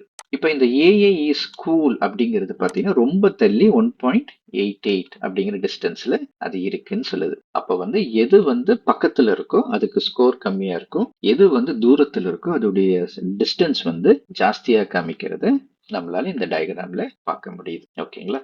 ஸோ இதுதான் வந்து பார்த்தீங்கன்னா அந்த வெக்டர்னா என்னன்னு பார்த்தோம், எம்பெடிங்ஸ்னா என்னன்னு பார்த்தோம், இந்த வெக்டர் டேட்டா பேஸ் வந்து எப்படி யூஸ் ஆகுது அப்படிங்கிறத நம்ம பார்த்தோம். இப்போ இதுல வந்து பாத்தீங்கன்னா ஃபீச்சர், அதாவது நம்ம கேரக்டரிஸ்டிக்ஸ் பார்த்தோம் இல்லைங்களா. ஸோ எந்த அளவுக்கு வந்து நம்ம கேரக்டரிஸ்டிக்ஸை வந்து டிஃபைன் பண்றோமோ அந்த அளவுக்கு நம்முடைய மிஷின் லேர்னிங் மாடல் அல்லது ஏஇ வந்து பக்காவா வேலை செய்யும். ஃபார் எக்ஸாம்பிள் பாத்தீங்கன்னா இந்த இங்க நீங்க பாக்குற எக்ஸாம்பிள்ல நம்முடைய ஏஐ டூலை வச்சு நம்ம வந்து ஒரு ப்ரெடிக்ஷன் பண்ணணும். என்ன ப்ரெடிக்ஷன் அப்படின்னா, வீட்டினுடைய பிரைஸ் எவ்வளவு போகுது இந்த பர்டிகுலர் ஏரியால அப்படின்னு வச்சுக்கோங்களேன். இப்போ அந்த வேல்யூவை நம்ம அரைவ் பண்றதுக்கு நமக்கு சில பேசிக் டேட்டா தேவைப்படுது. என்னென்ன, ஹவுஸுடைய சைஸு, அது எவ்வளோ பெட்ரூமு, அது எவ்வளோ பழைய வீடு, அது எந்த லொக்காலிட்டியில இருக்கு, ஓகேங்களா. இந்த மாதிரி இன்ஃபர்மேஷன், இது மாதிரி பல இன்ஃபர்மேஷன். அதே மாதிரி அந்த வீட்டுக்கான அந்த ரெப்யூட்டேஷன் என்ன, அது ஒரு ஃபேமஸான செலிபிரிட்டி வீடா, செலிபிரிட்டி இல்லாத வீடா, அந்த வீட்டு மேல லோன் இருக்கா, லோன் இல்லையா, அந்த வீட்டுல வந்து ஏதாவது ப்ராப்ளம் இருக்கா, இந்த மாதிரி நிறைய இன்ஃபர்மேஷன் சேர சேர அந்த மிஷினால என்ன பண்ண முடியும், அந்த மிஷின் லேர்னிங் அல்காரிதமால சூப்பரா ப்ரெடிக்ட் பண்ண முடியும். அப்ப இந்த ஃபீச்சர் அப்படின்னு சொல்லும்போது ஒரு பர்டிகுலர் இன்புட், ஒரு அந்த ஏஇ டூல் அரைவ் பண்றதுக்கு, ஒரு கன்க்ளூஷன் வரத்துக்கு அது யூஸ் பண்ற எல்லா இன்புட்டுமே, ஒவ்வொரு இண்டிவிஜுவல் யூனிட்டுமே ஒரு ஃபீச்சர் அப்படின்னு சொல்லலாம். ஃபார் எக்ஸாம்பிள் நீங்க ஒரு சமையல் செய்றீங்கன்னு வச்சுக்கோங்களேன். நம்ம வந்து ஒரு சமையல் செய்யும் போது அதுல நிறைய இன்கிரீடியன்ஸ் இருக்கும். அதுல வந்து தால் இருக்கும், ஒருவேளை வந்து நம்ம சால்ட் சேர்ப்போம், ஆயில் சேர்ப்போம். இந்த ஒவ்வொரு இன்கிரீடியன்ட்டும் சேர்ந்து ஒரு ரெசிபியா உருவாகுது பாத்தீங்களா. அந்த மாதிரிதான் இந்த ஒவ்வொரு இண்டிவிஜுவல் ஃபீச்சர்ஸும் நம்ம பேஸ் பண்ணி தான் ஒரு ஏஐ மாடல் வந்து ஒரு ப்ரெடிக்ஷனோ அல்ல ஒரு டெசிஷனையோ அது அரைவ் பண்ணுது. அதுதான் ஃபீச்சர். ஃபீச்சருங்கிறது ஒரு இம்பார்ட்டன்ட் பீஸ் ஆஃப் இன்ஃபர்மேஷன், அதுதான் ஃபீச்சர். இப்போ அடுத்து வந்து பராமீட்டர்ஸ் அப்படிங்கிற ஒரு கீவேர்டையும் நம்ம அடிக்கடி இந்த ஏஐல கன்சிடர் பண்ணுவோம். பராமீட்டர் அப்படின்னு சொன்னா, இப்போ போனதுல நம்ம ஃபீச்சர் பார்த்தோம் இல்லைங்களா. இப்போ ஒரு பர்டிகுலர் டெசிஷனுக்கு வர்றதுக்கு இந்த எல்லா ஃபீச்சர்ஸுமே என்னென்ன ரோல் பிளே பண்ண போகுது அப்படிங்கிறது தான் பராமீட்டர்ஸ். ஃபார் எக்ஸாம்பிள் பார்த்தீங்கன்னா, ஒருவேளை ஒரு இந்த அதே எக்ஸாம்பிள் எடுத்துக்கோங்களேன். ஒருவேளை இந்த ஹவுஸ் ப்ரெடிக்ஷன், ஹவுஸ் உடைய காஸ்ட்டை நம்ம வந்து ப்ரெடிக்ட் பண்ண போறோம். இப்போ ப்ரெடிக்ட் பண்றதுக்கு சைஸ் ஆஃப் த ஹவுஸ் அது வந்து ஒரு ஒரு ரொம்ப முக்கியமான வேல்யூ அப்படின்னு நம்ம நினைச்சோம் அப்படின்னா அந்த பாராமீட்டருக்கு வெயிட்டேஜ் வந்து அதிகமா இருக்கும். அதுக்கு வந்து நிறைய வெயிட் கொடு அப்படின்னு சொல்றோம். இப்போ லொக்காலிட்டிங்கிறது ஒருவேளை ஃபார் எக்ஸாம்பிள் அது முக்கியமானதெல்லாம், அந்த அளவுக்கு இது வந்து பெரிய விஷயமே இல்லை அப்படின்னு நம்ம கன்சிடர் பண்ணோம் அப்படின்னா லொக்காலிட்டிங்கிற இந்த பாராமீட்டருக்கான வெயிட்டேஜ் வந்து கம்மியா இருக்கும். ஸோ இந்த மாதிரி எந்த வேல்யூக்கான ஹை வெயிட்டேஜ், எந்த வேல்யூக்கு வந்து கம்மியான வெயிட்டேஜ்ங்கிறத அட்ஜஸ்ட் பண்றது தான் இந்த பாராமீட்டர்ஸ். அடுத்து பார்த்தீங்கன்னா வெயிட்டேஜ். நம்ம ஏற்கனவே பார்த்தபடி ஒவ்வொரு பாராமீட்டருக்கும் ஒரு வெயிட் அசோசியேட் ஆயிருக்கு. இந்த வெயிட் தான் அந்த பர்டிகுலர் பாராமீட்டர் எந்த அளவுக்கு முக்கியமானது அப்படிங்கிறத அது டிட்டர்மைன் பண்ணும். இப்ப நான் எக்ஸாம்பிள்ல சொன்ன மாதிரி இந்த சைஸ் ஆஃப் ஹவுஸ் வந்து ரொம்ப முக்கியமானது அப்படின்னா அதுக்கு வெயிட்டேஜ் 0.7 சொல்லும்போது ஒரு ஹை வெயிட்டேஜ் 0 to 1ல இது அசைன் பண்ணிக்குது. இது ஹை வெயிட்டேஜ். நம்பர் ஆஃப் பெட்ரூம்ஸ்ங்கிறது ஓகே, அது கொஞ்சம் முக்கியமானது தான், அப்படி ஓரளவுக்கு முக்கியம். ஹவுஸ் சைஸ் ஆஃப் ஹவுஸ் விட கம்மியானதுன்னா 0.5. இப்ப ஏஜ் ஆஃப் ஹவுஸ் வந்து ஒரு ஒரு ஒரு விஷயமே கிடையாது அப்படின்னா அது லெஸ் இம்பார்ட்டன்ஸ். அதுக்கு வந்து கம்மியான ஸ்கோர் இருக்கிறத நம்ம பார்க்குறோம். ஓகேங்களா? இப்போ இந்த சைடில் இருக்கிற இந்த ஒரு டயக்ராம்ல பார்க்கும்போது ஒவ்வொன்றுமே எப்படி எப்பெல்லாம் லிங்க் ஆயிருக்கு அப்படின்னு சொல்லி பார்க்குறோம். வெக்டர் அப்படின்னு சொன்னா ஒரு ஒரு பர்டிகுலர் ஒரு ஃபீச்சர் அல்லது ஒரு கேரக்டர் அல்லது ஒரு பர்டிகுலர் வேர்டுன்னு வச்சுக்கோங்களேன், அதை நியூமரிக்கலா ரெப்ரசன்ட் பண்றது தான் வெக்டர். எம்பெடிங்ஸ்ன்னு சொல்லும்போது இந்த வெக்டர்ல அதுக்கு இருக்கிற ரிலேஷன்ஷிப், அதனுடைய மீனிங் என்ன, அது எந்த டிஸ்டன்ஸ்ல இருக்கு அப்படிங்கறதெல்லாம் எம்பெடிங்ஸ். ஃபீச்சர்ஸ்னு சொல்லும்போது இன்புட் டேட்டா, ஒரு பர்டிகுலர் வேர்டை அதுக்கு என்னென்ன தன்மைகள்லாம் இருக்கு அப்படிங்கிறது ஃபீச்சர்ஸ். வெயிட்ஸ்ன்னு சொல்லும்போது ஒவ்வொரு கேரக்டரிஸ்டிக்குக்கும் எவ்வளவு இம்பார்ட்டன்ஸ் கொடுக்கணும் அப்படிங்கறத டிட்டர்மைன் பண்றது தான் இந்த வெயிட்ஸ். இப்போ அடுத்து பார்த்தீங்கன்னா NLP அல்லது நேச்சுரல் லாங்குவேஜ் ப்ராசஸிங். இந்த நேச்சுரல் லாங்குவேஜ் ப்ராசஸிங் அப்படின்னு சொன்னா என்ன அர்த்தம்னா, ஒரு மிஷின் லேர்னிங், இது ஒரு டெக்னிக், இது மிஷின் லேர்னிங் டெக்னிக். இந்த மிஷின் லேர்னிங் டெக்னிக்கால என்ன செய்ய முடியும் அப்படின்னா, ஒரு லைன் அல்லது ஒரு இன்புட்டை கொடுக்கும்போது அந்த இன்புட்ல என்ன சொல்ல வராங்க அப்படிங்கறத அண்டர்ஸ்டாண்ட் பண்ணும். ஸோ இந்த அண்டர்ஸ்டாண்டிங் டெக்னிக் அல்லது கான்டெக்ஸ்ட் என்னங்கிறத புரிஞ்சுக்கிற இந்த டெக்னிக் தான் நேச்சுரல் லாங்குவேஜ் ப்ராசஸிங். இப்போ இந்த நேச்சுரல் லாங்குவேஜ் ப்ராசஸிங் NLPங்கிறது எப்படி டெரைவ் ஆச்சு அப்படின்னா, டயக்ராம்ல சொன்னபடி it's a mix of computer science and linguistics. So லிங்குவிஸ்டிக்ஸ்னா மொழி ஆராய்ச்சி. மொழி ஆராய்ச்சி சம்பந்தப்பட்ட நபர்களும் கம்ப்யூட்டர் சயின்ஸ் சம்பந்தப்பட்ட நபர்களும் ஒன்று சேர்ந்து உருவாக்குனது தான் இந்த பேஸ் NLP. NLPங்கிறது என்னன்னா, ஒரு ஹியூமனுடைய லாங்குவேஜ ஒரு மிஷினால அண்டர்ஸ்டாண்ட் பண்ண முடியும் அப்படின்னா அதுதான் நேச்சுரல் லாங்குவேஜ் ப்ராசஸிங். இப்போ இந்த நேச்சுரல் லாங்குவேஜ் ப்ராசஸிங்க்கு நிறைய முக்கியமான சில வேலைகள் எல்லாம் செய்யணும். ஒரு கீ ஏரியாஸ் இங்க சொன்னப்பட்டபடி text wrangling and preprocessing, language understanding, processing and functionality. இதை பற்றி நம்ம அடுத்த ஸ்லைட்ல பார்க்கலாம். நம்ம text wrangling and preprocessing அப்படின்னு சொன்னா என்ன அர்த்தம்?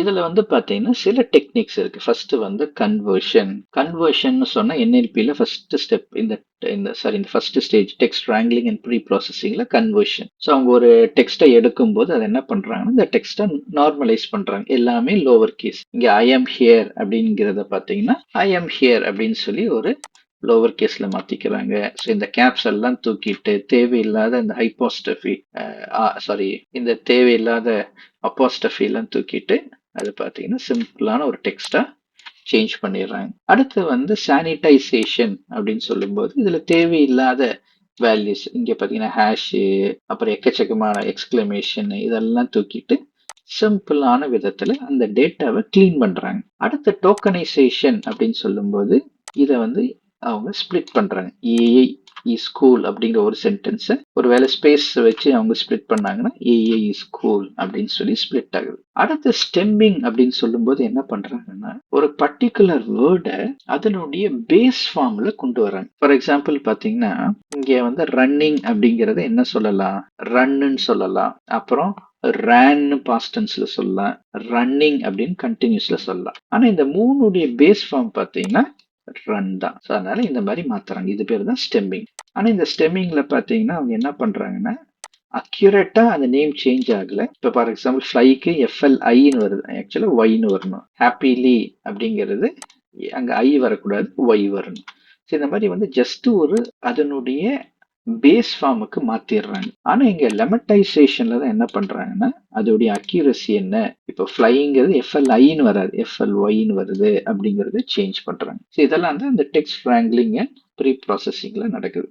அடுத்து வந்து லாங்குவேஜ் அண்டர்ஸ்டாண்டிங் அப்படின்னு சொல்லும்போது இதுல சில டெக்னிக்ஸ்லாம் இருக்கு. பார்ட்ஸ் ஆஃப் ஸ்பீச், சங்கிங் அப்படின்னு. பார்ட்ஸ் ஆஃப் ஸ்பீச்ல வந்து அவங்க என்ன பண்றாங்க அப்படின்னா, ஒரு இன்புட் டெக்ஸ்ட்ல என்னென்ன பொருட்கள்லாம் இருக்கு அப்படிங்கிறத கண்டுபிடிக்கிறேன். ஃபார் எக்ஸாம்பிள் வந்து the quick brown fox jumps over the lazy டாக்னா இந்த தேங்கிறது ஒரு டிட்டர்மினன்ட் அப்படின்னு கண்டுபிடிக்குது. குவிக்ங்கிறது அட்ஜெக்டிவ், ப்ரௌனுங்கிறது அட்ஜெக்டிவ், ஃபாக்ஸுங்கிறது நவுன், ஜம்ப்ஸ் அப்படிங்கிறது ஒரு verb. அதுக்கப்புறம் பார்த்தீங்கன்னா ப்ரிப்போசிஷன் என்ன, அட்ஜெக்டிவ் என்ன, நவுன் என்ன, எல்லாமே கால்குலேட் பண்றது. அதுதான் வந்து பார்த்தீங்கன்னா பார்ட்ஸ் ஆஃப் ஸ்பீச் டேகிங். அதே மாதிரி சங்கிங் அப்படின்னு சொல்லும்போது இந்த பர்டிகுலர் லைன்ல எதெல்லாம் மீனிங்ஃபுல்லா இருக்கு பார்த்தீங்கன்னா இந்த குவிக் ப்ரௌன் ஃபாக்ஸ் அப்படிங்கிறது ஒரு மீனிங்கை தருது. அதே மாதிரி ஜம்ப்ஸுங்கிறது ஒரு verb. இது வந்து ப்ரிப்போசிஷன். இந்த லேசி டாக் அப்படிங்கிறது ஒரு மீனிங் தருது.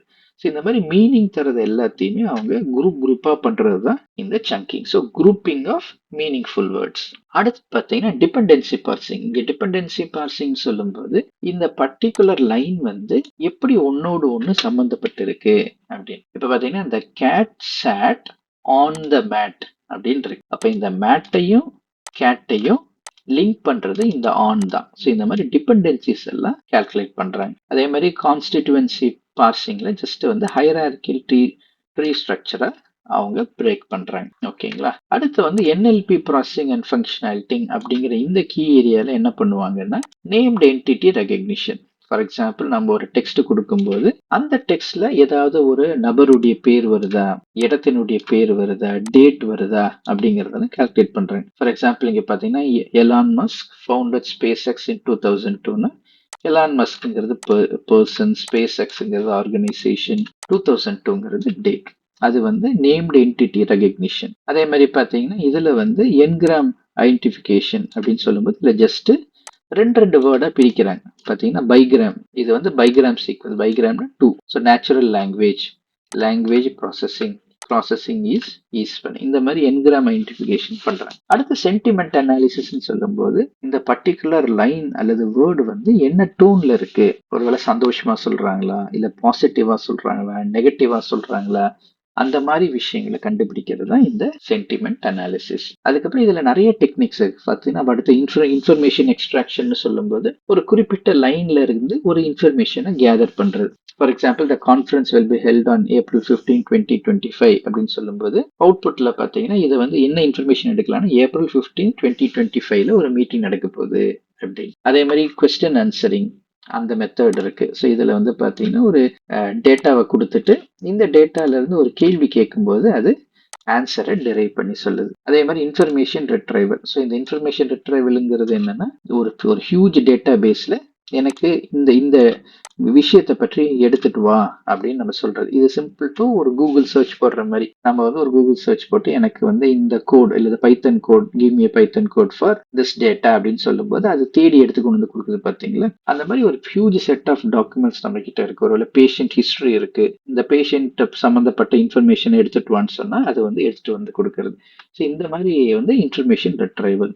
அடுத்து வந்து டாபிக் மாடலிங். இது வந்து ஜஸ்ட் ஒரு டாபிக்ஸ் எல்லாம் ஜென்ரேட் பண்ணும். ஸோ வந்து இந்த பர்டிகுலர் டாக்குமெண்ட்ஸை இந்த மாதிரி ஏன்னு கேட்டகரைஸ் பண்ணலாம், ஹெல்த் கேர்னு பண்ணலாம். ஸோ இந்த மாதிரி கேட்டகரைசேஷனுக்கு இந்த டாபிக் மாடலிங் ஹெல்ப்ஃபுல் ஆகுது. அப்படின்னா பேசிக்கா நம்ம என்ன அண்டர்ஸ்டாண்ட் பண்ணணும் அப்படின்னா NLP அப்படின்னு சொன்னா நேச்சுரல் லாங்குவேஜ் ப்ராசஸிங். இதனுடைய மெயின் ஃபோக்கஸ் என்ன அப்படின்னா ஹியூமன்ஸ் பேசுற ஒரு லாங்குவேஜ் அல்லது ஒரு டெக்ஸ்ட், நம்ம டைப் பண்ற டெக்ஸ்ட், இதை வந்து மீனிங்ஃபுல்லான விதத்துல ஒரு கம்ப்யூட்டர் அண்டர்ஸ்டாண்ட் பண்றதுக்கு அது பண்ற எல்லா ஆக்டிவிட்டிஸ், எல்லா டாஸ்க், கீ ஏரியாஸ் எல்லாம் தான் இந்த NLP நேச்சுரல் லாங்குவேஜ் ப்ராசஸிங். அடுத்து பார்த்தீங்கன்னா machine learning categories and algorithms. So machine learning அப்படின்னு சொல்லும்போது நம்ம என்ன பண்றோம் அப்படின்னா ஒரு மிஷினுக்கு எக்கச்சக்கமான டேட்டாவை ப்ரொவைட் பண்ணி அந்த டேட்டாவை பேஸ் பண்ணி அதை அண்டர்ஸ்டாண்ட் பண்ண வைக்கிறோம் அல்லது ஒரு கன்க்ளூஷனுக்கு வர வைக்கிறோம். இது வந்து பாத்தீங்கன்னா ஒரு சிம்பிளான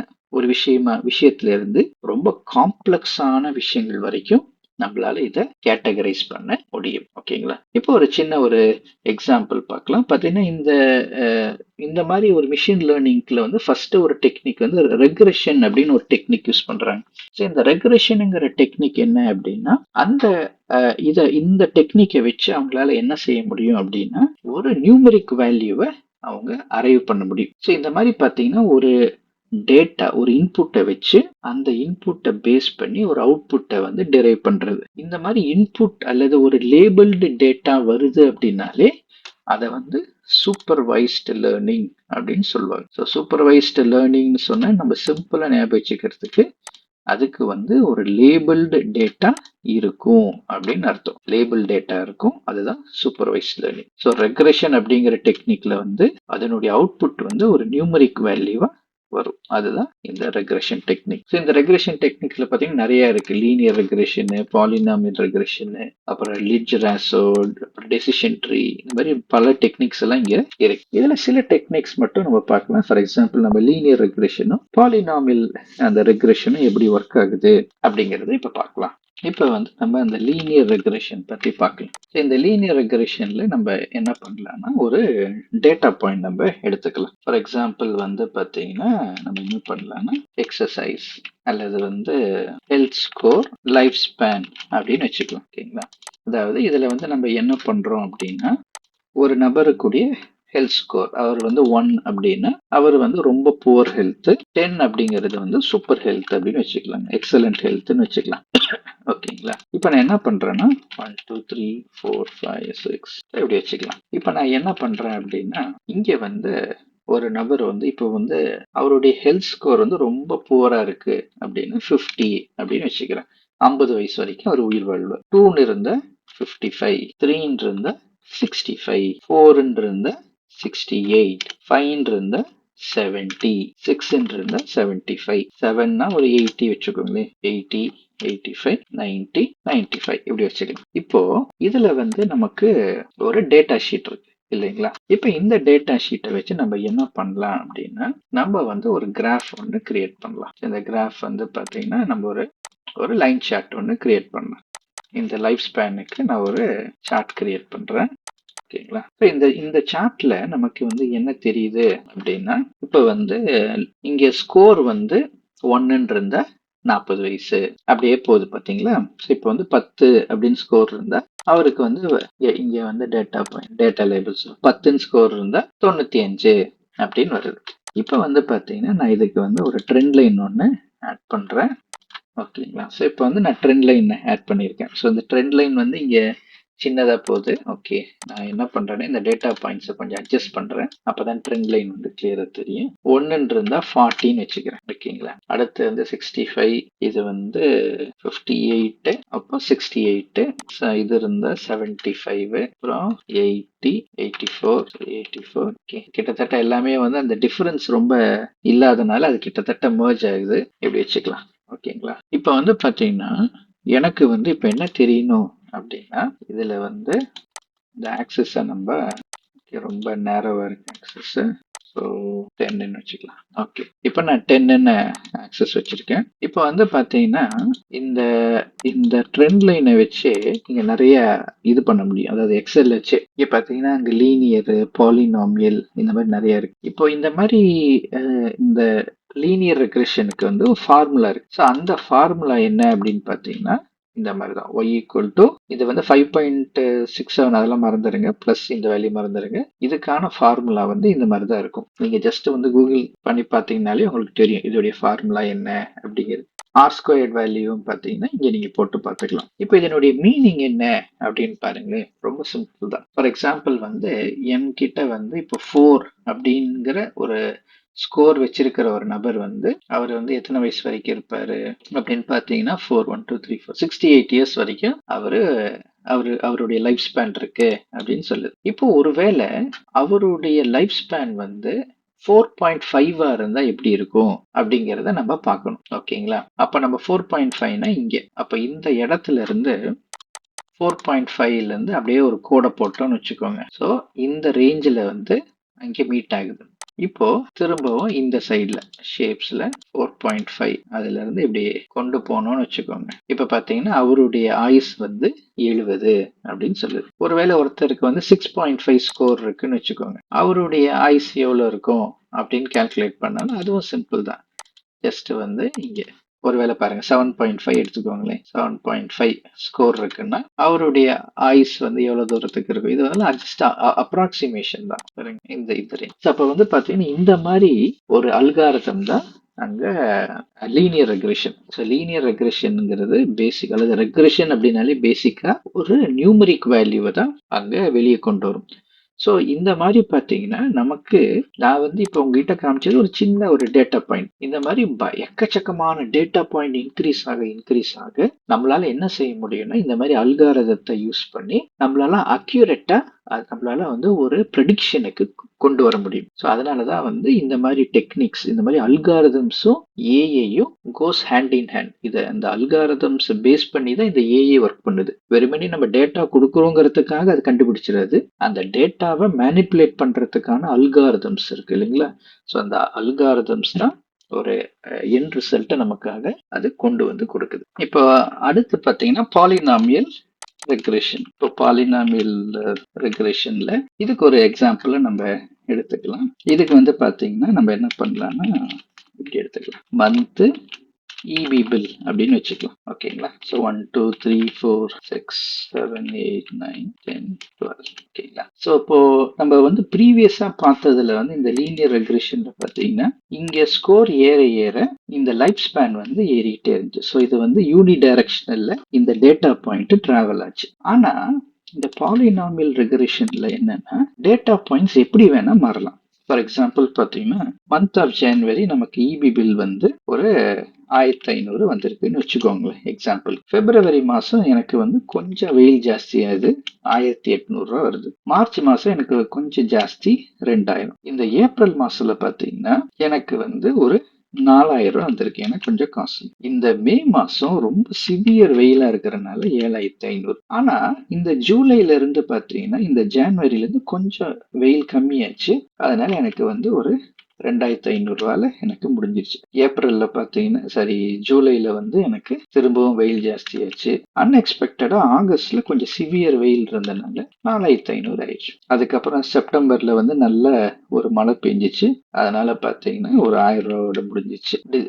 இதுல வந்து அக்டோபர்ல ஒரு 1500, அப்புறம் நவம்பர் டிசம்பர்ல நல்ல ஒரு கிளைமேட் மெயின்டைன் ஆனதுனால 750 600 இப்படி வந்திருக்கு. இதுல பாத்தீங்கன்னா இந்த டேட்டா பாயிண்ட்ஸ் எல்லாம் முன்ன பின்ன அங்க மாறிக்கிட்டே இருந்திருக்கு.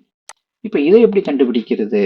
இதுக்கான அந்த அல்காரிதம்ஸ் பாத்தீங்கன்னா நமக்கு அந்த பாலினாமியல் ரெக்ரெஷன். அப்ப இதுல வந்து பாத்தீங்கன்னா நம்ம சார்ட் போடலாம். இதை வந்து நம்ம ஒரு ஸ்கேட்டர் சார்ட் போட்டுக்கலாம் நம்ம. ஓகேங்களா? இந்த ஸ்கேட்டர் சார்ட்ல பாத்தீங்கன்னா இந்த டேட்டா பாயிண்ட்ஸ் அங்கங்க மாறி இருக்கிறது நமக்கு தெரியுது. இப்போ இதுக்கு ஒரு யூனிஃபார்மிட்டி எப்படி கொண்டு வருது? முன்னாடி நம்ம ஒரு ட்ரெண்ட் லைன் போட்டு கொண்டு வந்துட்டோம். ஏன்னா ட்ரெண்ட் லைன் வந்து ஒரே டைரக்ஷன்ல இன்க்ரீஸ் ஆகிட்டே போச்சு, அதனால ஈஸியா இருந்துச்சு. ஆனா இதுல பாத்தீங்கன்னா மேலே ஏறுது கீழே இறங்குது. ஸோ இதை எப்படி நம்ம கால்குலேட் பண்றது? இப்போ இதுக்கு பாத்தீங்கன்னா நம்ம என்ன பண்ணோம்னா இங்க வந்து ஒரு ட்ரெண்ட் லைன் போட்டோம். ஆனா இந்த ட்ரெண்ட் லைன் வந்து பாலினாமியல் ட்ரெண்ட் லைனா இருக்கணும் அப்படின்னு சொல்லி சொல்றோம். இப்போ இதுக்கான ஃபார்முலா பார்க்கறதுக்கு வந்து பாத்தீங்கன்னா நீங்க இந்த ஃபார்முலா போட்டுக்கலாம். ஆர் ஸ்கொயர் வேல்யூ பார்க்கணும்னா இங்க போட்டுக்கலாம். இப்போ இங்க பாத்தீங்கன்னா இந்த பாலினாமியலை நீங்க போடும்போது இது வந்து இப்படி ஒரு கர்வ் கொடுக்குது. ஸோ இந்த கர்வ் நமக்கு அந்த அளவுக்கு மேட்ச் ஆகிற மாதிரி நமக்கு தெரியல. இதனாலதான் இங்க ஆர்டர் அப்படின்னு இருக்கு இல்லைங்களா? இந்த ஆர்டரை மாத்த இதனுடைய சீரீஸும் மாறுது. ஃபார் எக்ஸாம்பிள் நான் வந்து ஆர்டர் 3 சொல்லும்போது இது ஓரளவுக்கு ஓகே, இந்த டேட்டா பாயிண்ட்ஸோட மேட்ச் ஆயிட்டு வருது. ஆர்டர் 4 போடும்போது பாத்தீங்கன்னா இது ஓரளவுக்கு எக்ஸ்ட்ரா டேட்டா பாயிண்ட்ஸை வந்து மேட்ச் ஆகுது. இந்த மாதிரி 6 ஆர்டர் நம்ம யூஸ் பண்ணிக்கலாம். ஸோ இந்த மாதிரி 5, அதுக்கப்புறம் 6 நமக்கு வந்து பாத்தீங்கன்னா கிட்டத்தட்ட இந்த இது ஓரளவுக்கு ரீசனபிளா இருந்துச்சு இல்லைங்களா? ஸோ இப்போ நம்ம இந்த டேட்டா பாயிண்ட்டை வச்சு நம்மளால என்ன செய்ய முடியுங்க? நம்மளால ஒரு கால்குலேஷனுக்கு அரைவ் பண்ண முடியும். ஸோ இந்த மாதிரி ஒரு மல்டிபிள் இயர்ஸ் ஆஃப் டேட்டா இருக்கு அப்படின்னா நம்மளால என்ன செய்ய முடியும்னா அடுத்த வருஷத்துல எனக்கு ஒரு வேலை எனக்கு வந்து இப்போ இந்த ஜனவரி மாசம் பிப்ரவரி மாசம் எல்லாம் எவ்வளவு எனக்கு இபி பில் வரும் அப்படிங்கிறத நம்மளால என்ன செய்ய முடியுங்க? கால்குலேட் பண்ண முடியும். ஃபார் எக்ஸாம்பிள் வந்து இதுல இப்போ வந்து பாத்தீங்கன்னா ஒருவேளை நீங்க எனக்கு 5ஆம் மாசம் கிட்டத்தட்ட எவ்வளவு வரும் எனக்கு வந்து கால்குலேட் பண்ணுங்க அப்படின்னு சொல்லும்போது 5வது டேட்டா பாயிண்ட் வந்து இங்க போயிடுச்சு, அதாவது மே மாசம். இதை வந்து பாலினாமியல்னால கவர் பண்ண முடியல. ஆனா ஒரு கெஸ் ஒர்க்ல நம்மளால என்ன செய்ய சொல்ல முடியும் அப்படின்னு பாத்தீங்கன்னா ஸோ நம்மளால ஓரளவுக்கு என்ன கெஸ் பண்ண முடியுதுன்னா 5ஆம் மாசம் இந்த இடத்துல இருக்கு இல்லையா? இந்த இடத்துல பாத்தீங்கன்னா 5ஆம் மாசத்துல நம்மளால என்ன செய்ய முடியும்னா ஓரளவுக்கு நம்மளால கெஸ் பண்ண முடியுது. பாருங்க இந்த ரேஞ்சில் வருது அப்படின்ட்டு. அதாவது ஒரு 4500 வரும் அப்படின்னு சொல்லுது. ஆனா இந்த ரியாலிட்டி அது வந்து 7500 போயிருக்கு அந்த வருஷத்துல. ஆனா இந்த கர்வ் படி பாத்தீங்கன்னா அது ஓரளவுக்கு ஹையஸ்ட் பாயிண்ட வந்து கரெக்டா கேப்சர் பண்ணியிருக்கிறத நம்மளால பார்க்கிறோம். அதே மாதிரி பாத்தீங்கன்னா 10-11 மாசத்துல எல்லாம் கம்மியாறத பார்க்கிறோம். ஸோ இதோடைய டேட்டா பாயிண்ட்டையும் நம்மளால பண்ண முடியும். ஸோ இந்த மாதிரி ஒரு டெக்னிக் தான் அங்க லீனியர் ரெக்ரெஷன். இப்போ பழையபடி இந்த பிபிடிக்கு வந்தோம் அப்படின்னா இந்த மாதிரி நிறைய டெக்னிக்ஸ் இருக்கு. ஆனா பேசிக்கா ரெக்ரெஷன் அப்படின்னா அது ஒரு supervised learning technique. Supervised learning டெக்னிக்னா அதுல ஒரு லேபிள், அதுல ஒரு இன்புட் டேட்டா இருக்கு. அதை வச்சு நம்ம அவுட்புட் டேட்டா கொண்டு வரோம். ரெக்ரெஷன் அப்படின்னாலே ஒரு நியூமரிக் வேல்யூவை நம்ம பேசிக்கா டிரைவ் பண்ண ட்ரை பண்றோம். அதுதான் ரெக்ரெஷன். ஓகேங்களா? இப்போ அடுத்தது வந்து பாத்தீங்கன்னா இந்த மிஷின் லேர்னிங்ல சூப்பர்வைஸ்டு லேர்னிங்லயே கிளாசிபிகேஷன் அப்படின்னு ஒரு டெக்னிக் இருக்கு. ஸோ இப்போ இந்த கிளாசிபிகேஷன் டெக்னிக்ல நம்ம என்ன பண்றோம் அப்படின்னா ஒரு பர்டிகுலர் டேட்டா பாயிண்ட்ஸை அல்லது ஒரு நமக்கு கிடைச்ச ஒரு இன்புட்டை பேஸ் பண்ணி நம்ம ஃபியூச்சர்ல ஒரு செக்ரிகேஷன் பண்ண போறோம், ஒரு பிரிக்க போறோம். ஃபார் எக்ஸாம்பிள் இங்க கொடுத்த எக்ஸாம்பிளே கவனிச்சீங்கன்னா ஒரு மெயில் வந்து ஸ்பேமா நாட் ஸ்பேமா அப்படின்னு கண்டுபிடிக்கணும். அப்படின்னு நம்ம என்ன பண்ணுவோம்னா ஃபர்ஸ்ட் ஸ்டேஜ்லயே ஸ்பேம் மெயில்ஸ்லாம் எப்படி இருக்கும் அப்படிங்கிற டேட்டாவை ஃபீட் பண்ணியிருப்போம். அங்க வந்து நாட் ஸ்பேம், அதாவது ப்ராப்பர் அல்லது நம்முடைய நமக்கு தேவையான மெயில்ஸ்லாம் எப்படி இருக்கும் அப்படிங்கிறதையும் நம்ம ட்ரெயின் பண்ணியிருக்கோம். இப்போ இந்த மாடலுக்கு ஒரு புதுசா ஒரு மெயில் வரும்போது அது என்ன பண்ணோம்னா அதனுடைய அண்டர்ஸ்டாண்டிங்கை வச்சு இது ஸ்பேமா இல்ல நாட் ஸ்பேமா அப்படிங்கறத கண்டுபிடிக்கும். ஸோ இந்த மாதிரி டெக்னிக் தான் கிளாசிபிகேஷன். ஸோ இந்த கிளாசிபிகேஷனுங்கிறதும் ஒரு சூப்பர்வைஸ்டு லேர்னிங் டெக்னிக். ஏன்னா ஏற்கனவே இதுக்கு நம்ம என்ன பண்ணியிருக்கோம்னா ஒரு லேபிள்டு டேட்டா வச்சு எது ஸ்பேமு எது நாட் ஸ்பேமுங்கிறதுல நம்ம ட்ரெயின் பண்ணியிருக்கோம். அதை பேஸ் பண்ணி ஒர்க் ஆகிறதுனால இது சூப்பர்வைஸ்ட் லேர்னிங். இதுக்கு நிறைய அல்காரிதம் இருக்கு. Neural networks, K nearest neighbour, naives, இந்த மாதிரி நிறைய டெக்னிக்ஸ் அல்ல அல்காரிதம்ஸ் இருக்கு. இப்போ நம்ம இந்த கிளாசிபிகேஷன் எப்படி ஒர்க் ஆகுது அப்படிங்கிறத தெரிஞ்சுக்கிறதுக்கு ஒரு சிம்பிளான ஒரு டெமோ பார்க்கலாம். ஸோ இது வந்து பார்த்தீங்கன்னா ஒரு ஃபுல் ஃபிளெஜ் டெமோலாம் இல்லை, ஒரு சிம்பிளா நம்மளுடைய அண்டர்ஸ்டாண்டிங்கை என்ஹான்ஸ் பண்றதுக்கான ஒரு டெமோ தான். ஸோ இதில் பார்த்தீங்கன்னா நம்ம பேசிக்கா என்ன பண்ண போறோம்னா ஃப்ரூட்ஸை கிளாசிஃபை பண்ண போறோம். இப்போ ஃப்ரூட்ஸை கிளாசிஃபை பண்றதுக்கு நமக்கு ஃபீச்சர்ஸ் தேவை இல்லைங்களா? இப்போ ஃபீச்சர்ஸ் வந்து நிறைய ஃபீச்சர்ஸ் இருக்கலாம். ஸோ இதை பேசிக்கா சிம்பிளா வைக்கிறதுக்காக ஒரு 4 ஃபீச்சர் மட்டும் நான் செலக்ட் பண்ணியிருக்கேன். ஒன்று colour, shape, weight, texture. So colour வந்து ஆரஞ்சு, ரெட், எல்லோ, இந்த 3 கலர்ல இருக்கிற ஃப்ரூட்ஸ். அதுக்கு வந்து பார்த்தீங்கன்னா 1, 2, 3 அப்படின்னு சொல்லிட்டு நியூமரிக் ரெப்ரசன்டேஷன் கொடுக்குறேன். ஸோ நீங்க இங்க வந்து இந்த வெக்டார் எம்பெடிங்ஸை கொஞ்சம் யோசிச்சு பார்த்துக்கோங்க. ஸோ ஆரஞ்சு அப்படின்னு சொல்லும்போது 1, ரெட்னு சொன்னா 2, எல்லோங்கிறது 3. ஸோ இந்த மாதிரி நான் ஈக்குவேட் பண்ணிக்கிறேன். ஸோ இது ஆக்சுவலா ஒரு வெக்டார் எம்பெடிங்ஸ் கிடையாது. ஸோ ஜஸ்ட் உங்களுக்கு வந்து கோரிலேஷனுக்காக நான் இது சொல்றேன். அடுத்து வந்து ஷேப் பார்த்தீங்கன்னா ரவுண்ட், ஓவல், லாங். ஸோ இதில் வந்து பார்த்தீங்கன்னா 1 அப்படின்னு சொன்னா ரவுண்டுன்னு அர்த்தம், ஓவல் அப்படின்னா 2, லாங்னா 3. ஸோ வெயிட் வந்து நான் நியூமரிக்காவே இருக்கிறதுனால நியூமரிக்காவே நான் யூஸ் பண்ணிக்கிறேன். டெக்ஸ்டர் வந்து பார்த்தீங்கன்னா ஸ்மூத்னா 1, பம்பினா 2, 3 வந்து ரஃப் அப்படின்னு சொல்லி நான் வச்சுக்க போறேன். ஓகேங்களா? ஸோ இப்போ என்ன பண்ணலாம்னா நம்முடைய இந்த சிம்பிளான அந்த கோடிங்கை ஸ்டார்ட் பண்ணலாம். இதுக்கு வந்து பார்த்தீங்கன்னா நான் சைக்கிட் வந்து யூஸ் பண்ண போறேன், அதாவது சயின்ஸ் கிட்டு. அதுக்கான இன்ஸ்டலேஷனை நம்ம இனிஷியலாக பண்ணணும். ஸோ பெப் இன்ஸ்டால் பண்ணலாம்னா சைக்கிட் லேர்னு. அதுக்கப்புறம் இதுக்கு நமக்கு நம்பை தேவை. So pip install NumPy. So இது ரெண்டையும் நம்ம இன்ஸ்டால் பண்ணிக்கலாம். ஸோ இது ரெண்டுமே ஏற்கனவே இன்ஸ்டால் ஆயிருக்கு. ஸோ அதனால அப்படியே நம்ம யூஸ் பண்ணலாம். இப்போ இங்கே பார்த்தீங்கன்னா ஃபர்ஸ்ட் வந்து நம்ம என்ன பண்ணோம்னா நம்மளுடைய அந்த இம்போர்ட்ஸ் எல்லாத்தையும் ஃபர்ஸ்ட் கொண்டு வரணும். ஸோ நம்ம என்ன பண்ணலாம்னா sklearn.tree, அதில் வந்து import decision tree classifier. So நம்ம ஏற்கனவே பார்த்தபடி இந்த அல்காரிதம், அதாவது சூப்பர்வைஸ்டு லேர்னிங், அதில் வந்து பார்த்தீங்கன்னா நிறைய டைப் ஆஃப் அல்காரிதம் இருக்கு, எஸ்பெஷலி கிளாசிஃபிகேஷனுக்கு. அதில் ஒரு அல்காரிதம் தான் இந்த டெசிஷன் ட்ரீ கிளாசிஃபையர். ஸோ இதை நம்ம யூஸ் பண்ணிக்க போகிறோம். அடுத்து import numpy as np. So இதை வந்து நம்ம ஃபர்ஸ்ட் இம்போர்ட் கொடுத்துடலாம். இப்போ அடுத்தது வந்து பார்த்தீங்கன்னா நம்ம என்ன பண்ணணும் அப்படின்னா நம்முடைய மாடல் நல்லா ஒர்க் ஆகணும் அப்படின்னா நமக்கு ஃபர்ஸ்ட் ஒரு ட்ரெயின் டேட்டா தேவை, ஒரு ட்ரைனிங் டேட்டா. அதுக்கப்புறம் அதுக்கு வந்து அந்த லேபிள்ஸ் வந்து என்னென்னு சொல்லணும். மூணாவது நம்ம என்ன பண்ண போறோங்க, அதை வந்து நம்ம யூஸ் பண்ணி ஒரு ப்ரெடிக்ஷனை நம்ம பண்ண போறோம். ஸோ ஒவ்வொரு ஸ்டெப்பா பண்ண ஃபர்ஸ்ட் வந்து எக்ஸ்ட்ரெயின் அப்படிங்கிறதுல நம்ம என்ன பண்றோம்னா, ஸோ ஒரு இதுல தான் நான் வந்து ஃபர்ஸ்ட் ட்ரைனிங் டேட்டா கொடுக்க போறேன். ஓகேங்களா? ஸோ இதுல என்ன ட்ரெய்னிங் டேட்டா குடுக்க போறேன்? ஸோ நம்ம ஓகேங்களா? இப்படி வச்சுக்கலாம். ஸோ இதுல வந்து பார்த்தீங்கன்னா, எனக்கு அதே கிளியரா சொல்லுது. அதுவே சில சாம்பிள்ஸ் வந்து அது கொடுக்குது. நம்ம என்ன பண்ணலாம்னா, ஒவ்வொரு சாம்பிளா நம்ம பண்ணலாம். ஓகேங்களா? இப்ப நம்முடைய இத நானு கிளியர் பண்ணிடுறேன். ஸோ நம்முடைய ஸ்கோப்ல பார்த்தீங்கன்னா, ஃபர்ஸ்ட் வந்து கலர். ஸோ கலர் வந்து நானு ஆரஞ்ச் அப்படின்னு சொல்றேன். அடுத்து வந்து பார்த்தீங்கன்னா ஷேப். ஸோ இங்க ஷேப் வந்து நானு ஓவல் ஷேப் அப்படின்னு சொல்றேன். ஸோ அதனால நான் பாராமீட்டர் 2 யூஸ் பண்றேன். அதுக்கப்புறம் பார்த்தீங்கன்னா வெயிட். வெயிட் வந்து நான் 100 கிராம்ஸ் அப்படின்னு வச்சுக்கிறேன். 100 கிராம்ஸ். ஓகேங்களா? அடுத்தது வந்து டெக்ஸ்சர். டெக்ஸ்சர் வந்து நான் ஸ்மூத்னு சொல்லலாம், பம்பின்னு சொல்லலாம், ரஃப்னு சொல்லலாம். நான் கொஞ்சம் வந்து பம்பி அப்படின்னு சொல்லி நான் வச்சுக்கிறேன். ஓகேங்களா? இப்போ வந்து இது வந்து எதை ரெப்ரசன்ட் பண்ணுது அப்படின்னா, இது வந்து ஆரஞ்சு. ஓகேங்களா? ஓகே, ஒரு ஆரஞ்சுடைய தன்மைகளை வந்து நான் இங்க சொல்லியிருக்கேன். ஓகேங்களா? இங்க வந்து நான் ஆரஞ்சு அப்படின்னு சொல்லி நான் வச்சுக்கிறேன். இப்போ அடுத்தது வந்து பாத்தீங்கன்னா வேற என்ன ட்ரைனிங் டேட்டா கொடுக்க போறேன்னா, ஒரு ஆப்பிளுக்கான ட்ரைனிங் டேட்டா கொடுக்க போறேன். ஓகேங்களா? ஸோ ஆப்பிள் சொல்லும்போது கலர் வந்து ரெட். ஸோ அப்போ வந்து 2 வந்துடும். ஷேப் வந்து ரவுண்ட். ஸோ 2,1. வெயிட் வந்து நான் ஒருவேளை 150 கிராம்ஸ்ன்னு வச்சுக்கிறேன்னு வச்சுக்கோங்களேன். அப்போ வந்து 2, 1, 150. ஸ்மூத். ஸோ 1. அப்போ வந்து கலர் வந்து ரெட், ஷேப் வந்து ரவுண்டு, வெயிட் வந்து 150.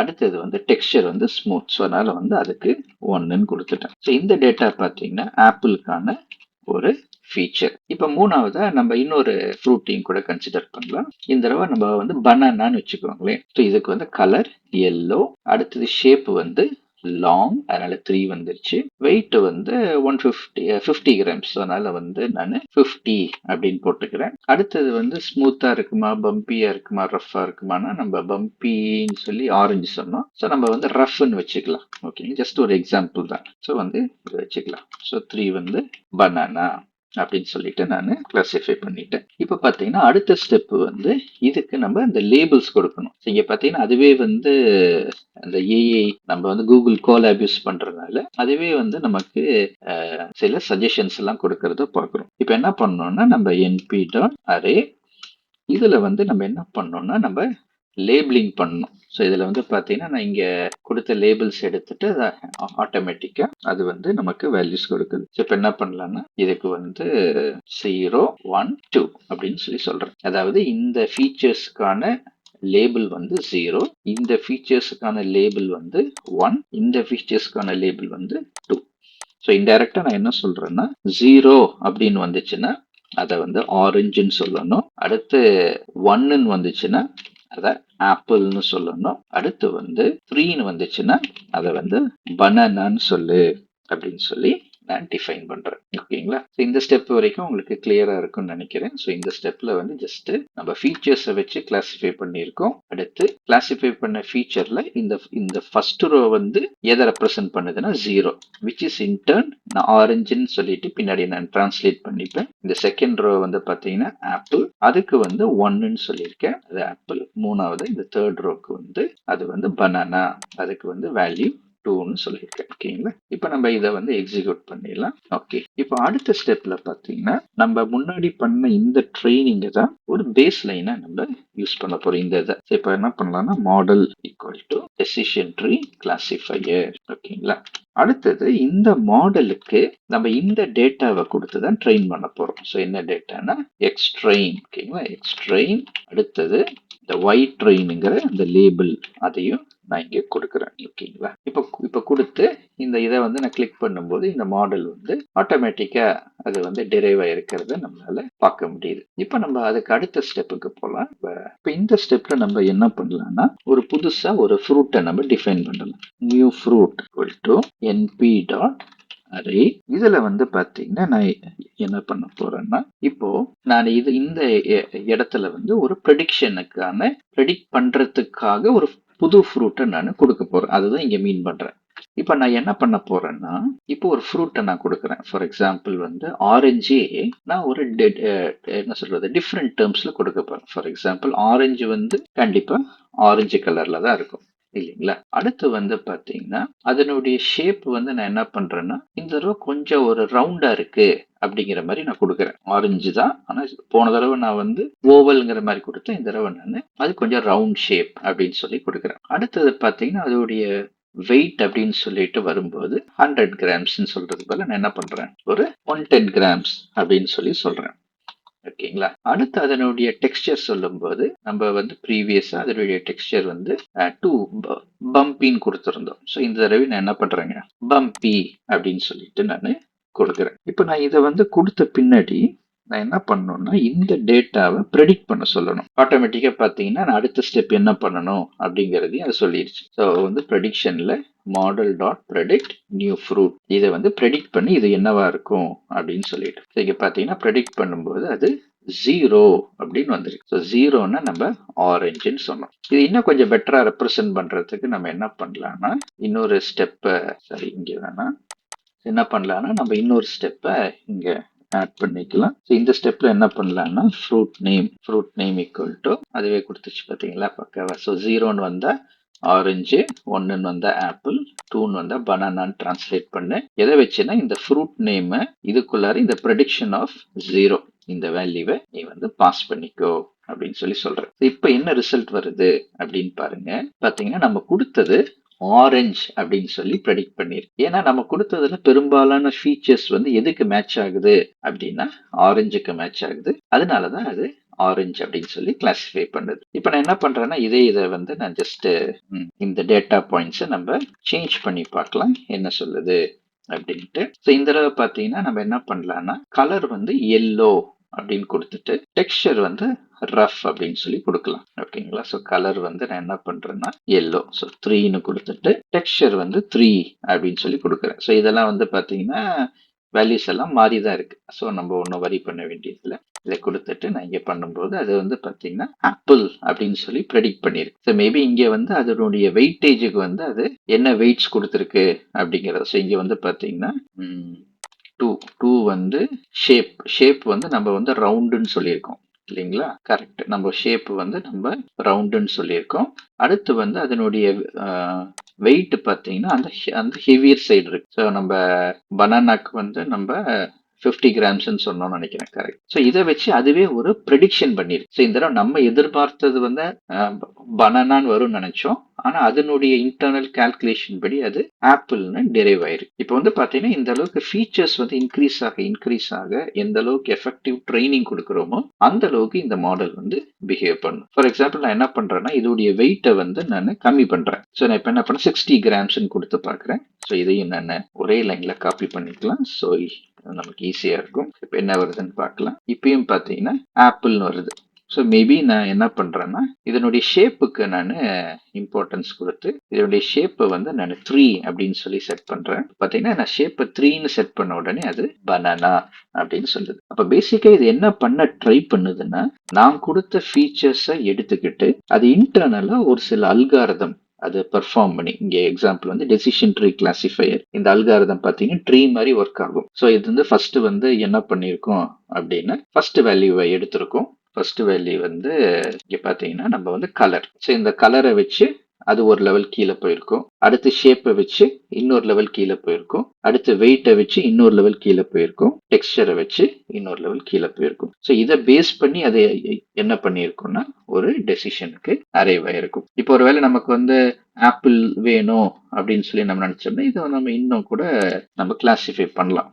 ஃபார் எக்ஸாம்பிள் வந்து நம்ம இதுல வந்து ஷேப் வந்து கலர் வந்து நம்ம ரெட்னு மாத்தி பார்க்கலாம். ஸோ ரெட் வந்து 2.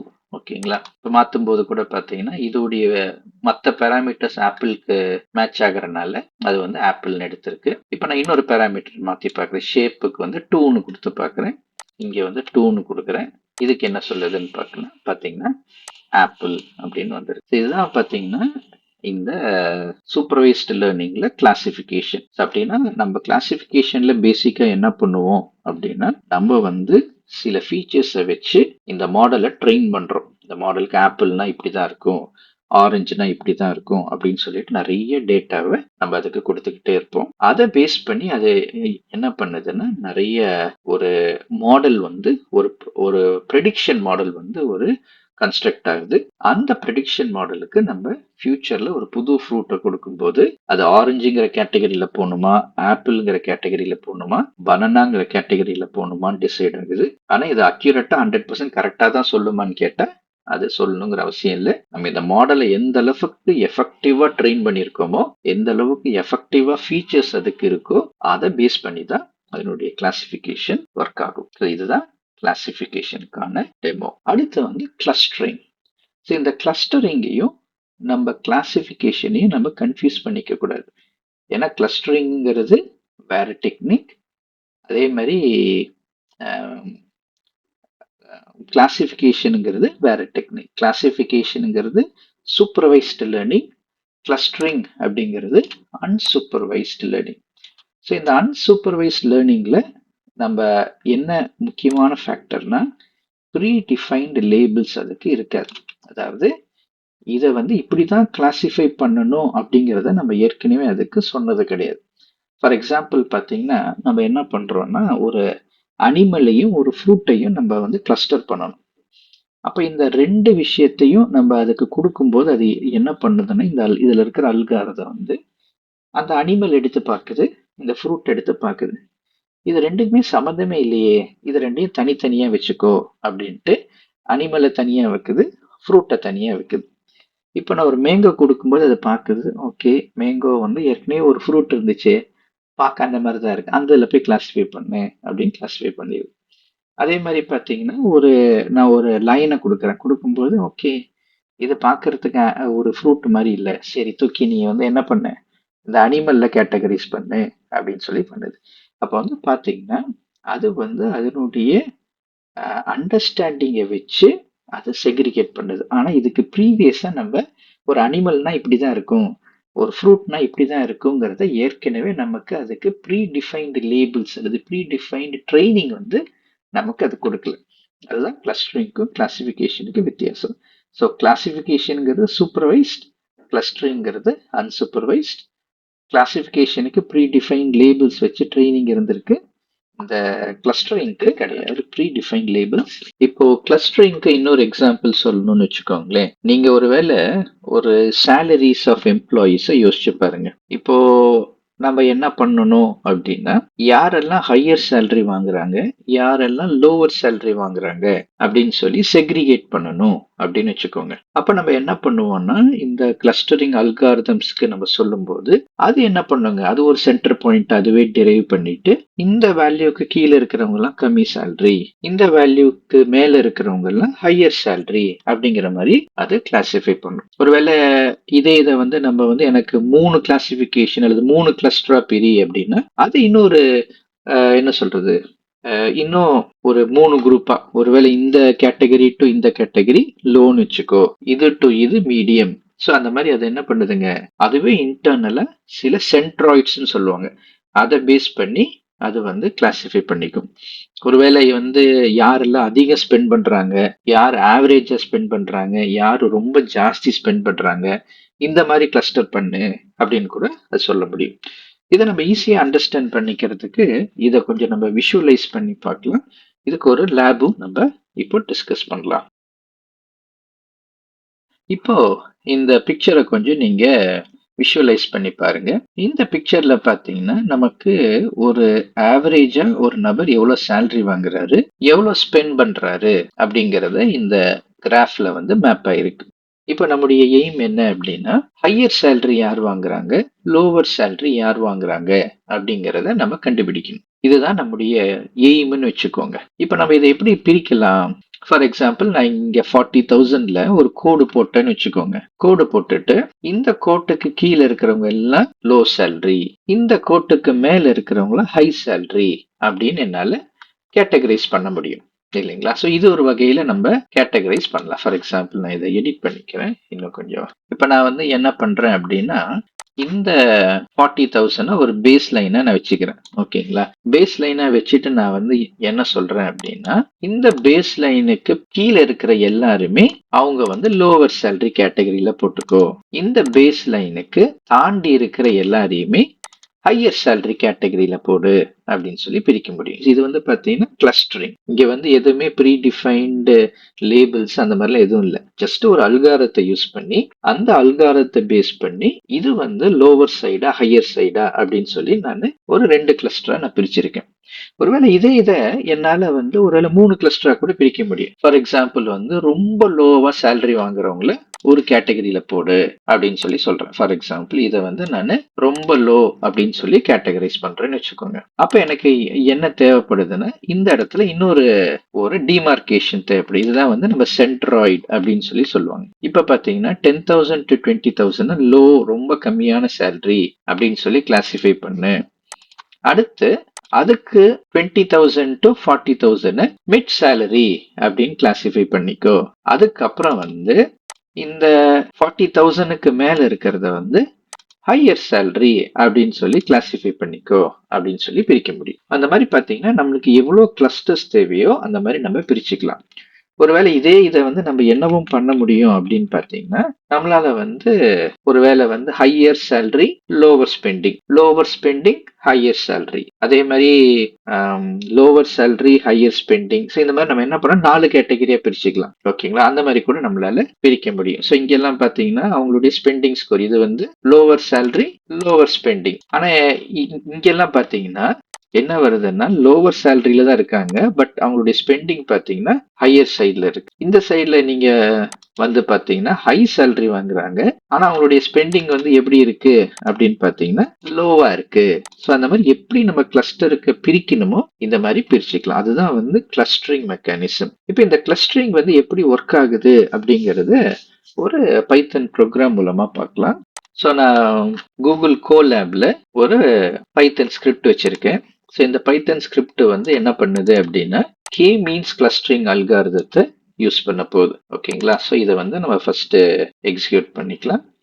இப்போ நான் இதுல வந்து என்ன பண்ண போறேன்னா ரொம்ப சிம்பிளா ஒரு கிளாசிபிகேஷன் பண்ண போறேன். அதாவது இதெல்லாமே சேலரி வச்சுக்கலாம். இதெல்லாம் வந்து 20ங்கிறது 20,000 அப்படி வச்சுக்கோங்களேன். இந்த மாதிரி சேலரி டேட்டா பாயிண்ட்ஸை வச்சு நான் என்ன பண்ண போறேன்னா எப்படி இந்த கே மீன்ஸ் வந்து வேலை செய்ய போகுது அப்படிங்கிறத நான் உங்களுக்கு டெமான்ஸ்ட்ரேட் பண்ணி காட்டுறேன். ஓகேங்களா, ஸோ இப்போ பார்த்தீங்கன்னா நான் வந்து இங்கே ஒரு சேலரி லிஸ்ட் இருக்கு. இதை நம்ம ரீஷேப் பண்றோம். ஸோ நம்ம ரீஷேப் அப்படின்னு சொல்லும்போது என்னன்னா இது வெறுமனே ஒரு லிஸ்ட்னு சொல்லும்போது இது வந்து பார்த்தீங்கன்னா 1 டைமென்ஷனல். ஸோ ஒரு சிங்கிள் ரோல எல்லா டேட்டாவும் இருக்கு. நான் வந்து ரீஷேப்னு சொல்லும்போது அது 2 டைமென்ஷனலா மாறுது. அதாவது ரோஸ் அண்ட் காலம்ஸ் அப்படி வந்து இது மாறிடுச்சு.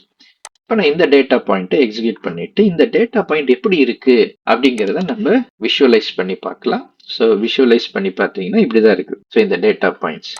ஸோ இப்போ இந்த டேட்டா பாயிண்ட் பார்த்தீங்கன்னா நமக்கு வந்து ஒரே சீக்வன்ஸ்ல அப்படியே இருக்கு. ஏன்னா நம்ம வெறுமனே இந்த கிராஃப்ல வந்து நம்முடைய எக்ஸ் ஆக்சஸ்ல வந்து நம்ம வெறுமனே ஆனுவல் சேலரி வச்சிருக்கோம்.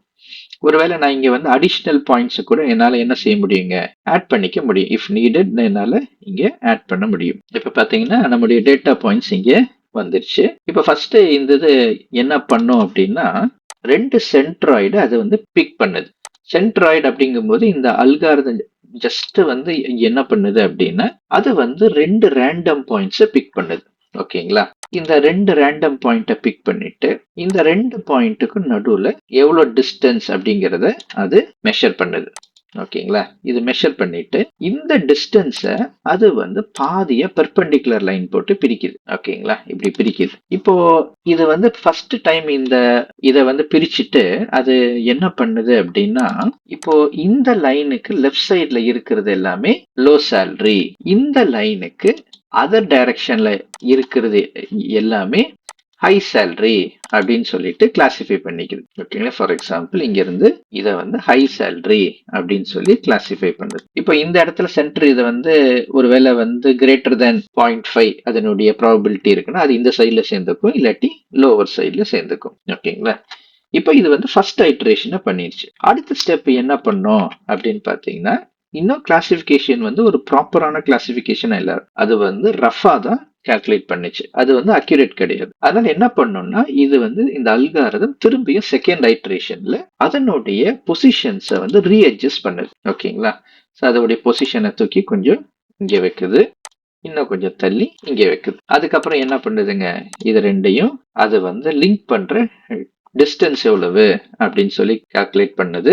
அதுக்கப்புறம் அது வந்து இதை வந்து ஈக்குவலா டிவைட் பண்ணுது. ஸோ வந்து பாத்தீங்கன்னா ஈக்குவலா டிவைட் பண்ணிடுச்சு. இப்போ அது ஈக்குவலா டிவைட் பண்ணதுக்கு அப்புறம் அடுத்த ஸ்டெப் வந்து என்ன பண்ணுதுன்னா, இந்த ரேஞ்சுக்கு லெஃப்ட்லயும் ரைட்லயும் என்ன இருக்கு. இப்போ வந்து நம்ம வெறுமனே 2 கிளஸ்டர்ஸ் பத்தி தான் பேசிட்டு இருக்கோம். ஓகேங்களா. இப்போ வந்து 2 கிளஸ்டர் பிரிக்கும் போது அது என்ன பண்ணுதுன்னா, இந்த சைட் கிளஸ்டர் எடுத்துட்டு இது வந்து லோவர் சைடு அப்படின்னு சொல்லி சொல்லுது. அதே மாதிரி இந்த சைடுல இருக்கிறத எடுத்துட்டு ஹையர் சைடு அப்படின்னு சொல்லி சொல்லுது.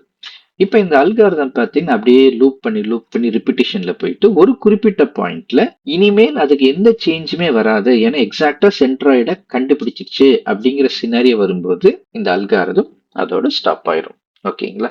ஸோ இதை வச்சுதான் அது என்ன பண்ணுதுங்க, இந்த கிளஸ்டரிங். இதே நான் வந்து 3 கிளஸ்டர் அப்படின்னு சொன்னேன்னா அதுக்கு வந்து 3 சென்ட்ராய்ட்ஸ் இருக்கும். இந்த இடத்துல இப்ப நம்ம பேசினது வந்து பாத்தீங்கன்னா நம்ம வந்து 2 ஸ்டார் பேசணும் இல்லைங்களா. சரி, 2 சென்ட்ராய்டை பத்தி பேசணும். ஒருவேளை நான் 3 கிளஸ்டர்னு சொல்லும் போது பாத்தீங்கன்னா 3 சென்ட்ராய்டு. அப்ப வந்து இதுக்குமான டிஸ்டன்ஸ் எடுத்துட்டு லோவர் எது மிடில் எது அப்படின்னு கிளாசிஃபை பண்ணோம். அதுக்கப்புறம் இதுக்கும் மெஷர் பண்ணிட்டு மிடில்ல இருந்து ஹையர் எது அப்படின்னு சொல்லிட்டு அது கேன்சல் அது வந்து கிளஸ்டர் பண்ணும். ஓகேங்களா. அப்ப வந்து பாத்தீங்கன்னா இப்படி இருக்கும். அடுத்தது வந்து இது வந்து ஜஸ்ட் ஒரு எக்ஸாம்பிளுக்கு தான் சொல்றேன். இதுக்கும் சென்டர்னா கிட்டத்தட்ட இங்க வச்சுக்கலாம், எப்படி இருக்குன்னு வச்சுக்கலாம். ஓகேங்களா. ஸோ இந்த மாதிரி அதை பிரிச்சுட்டு இதெல்லாம் ஹையர் எண்டு, இதெல்லாம் மிட் பாயிண்ட்ஸ், இதெல்லாம் லோவர் எண்டு அப்படிங்கிற மாதிரி கிளாசிஃபை பண்ணும். ஓகேங்களா. இப்போ நம்மளுடைய எக்ஸாம்பிள்ல வந்து நம்ம 2 கிளஸ்டர் தான் வச்சிருக்கோம், அதனால அதுக்கு போயிடலாம். இப்போ வந்து இதுதான் அதோடைய பிளாட் பண்ண டேட்டா பாயிண்ட்ஸ். இப்ப பாத்தீங்கன்னா இந்த இடத்துல வந்து நான் கே மீன்ஸ் அல்காரிதம் யூஸ் பண்றேன். கே மீன்ஸ் இதுல வந்து நான் என்ன பண்றேன்னா கிளஸ்டர்ஸ் வந்து 2ன்னு சொல்லியிருக்கேன், ரேண்டம் ஸ்டேட் 42ன்னு சொல்றேன். ஸோ ரேண்டம் ஸ்டேட்டுங்கிறது நான் 0ன்னு வச்சேன்னா அது ஃபிக்ஸடா இருக்கும். இது வந்து நான் ரேண்டமைஸ் பண்றதுக்காக 42ன்னு வச்சிருக்கேன். அதுக்கப்புறம் ஃபிட் ப்ரெடிக்ட் இதை வச்சு சேலரிஸ், நம்ம முன்னாடி வச்சிருந்த அந்த சேலரி காம்பனன்ட் இருக்கு இல்லைங்களா, அதை வந்து அதுக்கு நான் பாஸ் பண்றேன். இங்க பாத்தீங்கன்னா அது வந்து சென்ட்ராய்ட்ஸை கால்குலேட் பண்ணு அப்படின்னு சொல்லி சொல்றேன். இப்போ இந்த கால்குலேஷன் நடந்துச்சு. ஒருவேளை நீங்க இந்த சென்ட்ராய்ட்ஸ் எங்க வருது அப்படின்னு பார்க்கணும்னா நீங்க என்ன பண்ணிக்கலாம், பிரிண்ட் சென்ட்ராய்ட்ஸ் அப்படின்னு போட்டீங்கன்னா பாத்தீங்கன்னா அது வந்து 65ல ஒன்று வருது, 29.75, அதாவது 65,000 கேக்கு ஒரு சென்ட்ராய்டு போடுது, 29.75க்கு ஒரு சென்ட்ராய்டு போட்டிருக்கு. ஒருவேளை இந்த கிளஸ்டர்ஸ் நான் 3 கிளஸ்டர்ஸ் அப்படின்னு சொன்னேன்னா அதுக்கு பாத்தீங்கன்னா என்ன பண்ணுதுங்க, இங்க 3 சென்ட்ராய்ட்ஸ். ஸோ 70க்கு ஒன்று ஹையர் எண்டு, இது வந்து மிட் ரேஞ்ச் சேலரி, இது வந்து மினிமல் சேலரி அப்படின்னு சொல்லி பிரிக்குது. இப்போதைக்கு நம்ம 2 கிளஸ்டர்ஸ் நம்ம வச்சுக்கலாம். ஓகேங்களா. இதுக்கப்புறம் நம்ம இந்த கிளஸ்டர்ஸ் வந்து இந்த சென்ட்ராய்ட் பிளாட் பண்ணிருக்கு இல்லைங்களா, இது வச்சு இந்த அல்காரிதம் வந்து நமக்கு எல்லா டேட்டா பாயிண்ட்ஸும் பிளாட் பண்ணிடும். அதுக்கான அந்த கிராஃபை பார்க்கறதுக்கான ஒரு கோடு தான் இது. இப்போ நான் இது எக்ஸிக்யூட் பண்றேன். எக்ஸிக்யூட் பண்ணும்போது பாத்தீங்கன்னா நமக்கு இந்த மாதிரி ஒரு டேட்டா பாயிண்ட்ஸ் வந்திருக்கு. இதுல பாத்தீங்கன்னா 2 சென்ட்ராய்டு எங்க இருக்கு அப்படின்னு காமிக்குது. அப்புறம் இந்த கிரீன்ல இருக்கிறதெல்லாம் லோ சேலரி, இந்த ரெட்ல இருக்கிறதெல்லாம் ஹை சேலரி. ஆக்சுவலா அந்த மேப்பிங் வந்து இதுல வந்து அது தப்பா போட்டிருக்கு. ஸோ வந்து லோ சேலரிங்கிறது 65,000 கே, ஹை சேலரிங்கிறது 65,000 கே, லோ சேலரிங்கிறது 29,000 கே. இதனுடைய த்ரெஷ்ஹோல்டு பார்த்தீங்கன்னா, அதாவது எது வந்து ஆவரேஜ் பாயிண்ட் வந்து 47.4 கே.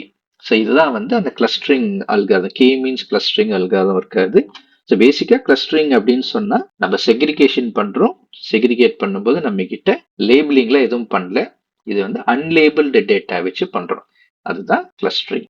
ஓகேங்களா. இப்போ அடுத்து பார்த்தீங்கன்னா மிஷின் லேர்னிங் டைப்ஸ்ல நம்ம வந்து இப்போ சூப்பர்வைஸ் லேர்னிங் பார்த்தோம், அன்சூப்பர்வைஸ் லேர்னிங் பார்த்தோம். அந்த மாதிரி ரீஇன்ஃபோர்ஸ்மெண்ட் லேர்னிங், செமி சூப்பர்வைஸ், அப்புறம் செல்ஃப் சூப்பர்வைஸ், இந்த மாதிரி பல டெக்னிக்ஸ் இருக்கு. இப்போ இந்த ரீஇன்ஃபோர்ஸ்மெண்ட் லேர்னிங் அப்படின்னு சொன்னா என்ன அர்த்தம்னா, லேர்னிங் பை ரிவார்ட்ஸ். அதாவது நம்ம என்ன பண்றோம் அப்படின்னா ஒரு விஷயத்த அதுக்கு நம்ம சொல்லி கொடுக்குறோம், அதை வந்து அது எப்படி லேர்ன் பண்ணிக்குதுன்னா அதுவே அந்த ட்ரையல் அண்ட் எரர்ல லேர்ன் பண்ணிக்குது. சொல்லப்போனா அந்த ரீஇன்ஃபோர்ஸ்மெண்ட் லேர்னிங்க்கு வந்து நம்ம முன்னாடி எதுவும் வந்து ஒரு வெறுமனே ஒரு ஸ்கிராச் டேட்டா அல்லது ஒரு பேஸ் டேட்டா தான் இருக்கும். ஆனா அதனுடைய மோஸ்ட் ஆஃப் த லேர்னிங்ஸ் வந்து ஆன் த ரன் அல்லது ஆன் த ஃபிளைல தான் கத்துக்குது. ஃபார் எக்ஸாம்பிள் பார்த்தீங்கன்னா இங்க எக்ஸாம்பிள் கொடுத்தபடி ஒரு செல்ஃப் டிரைவிங் கார் எடுத்துக்கோங்களேன். ஒரு செல்ஃப் டிரைவிங் காருக்கு நம்ம ஒரு ரோட்ல டிரைவ் பண்ணும்போது என்னெல்லாம் நடக்குங்கிறத ஒரு 100% ஆஃப் த சினாரியோஸை நம்ம அதுக்கு ட்ரெயின் பண்ண முடியாது. அதுக்கு பதிலா ஒரு பேஸ் டேட்டா மட்டும்தான் இருக்கும். ஆனா அது என்ன பண்ணும்னா,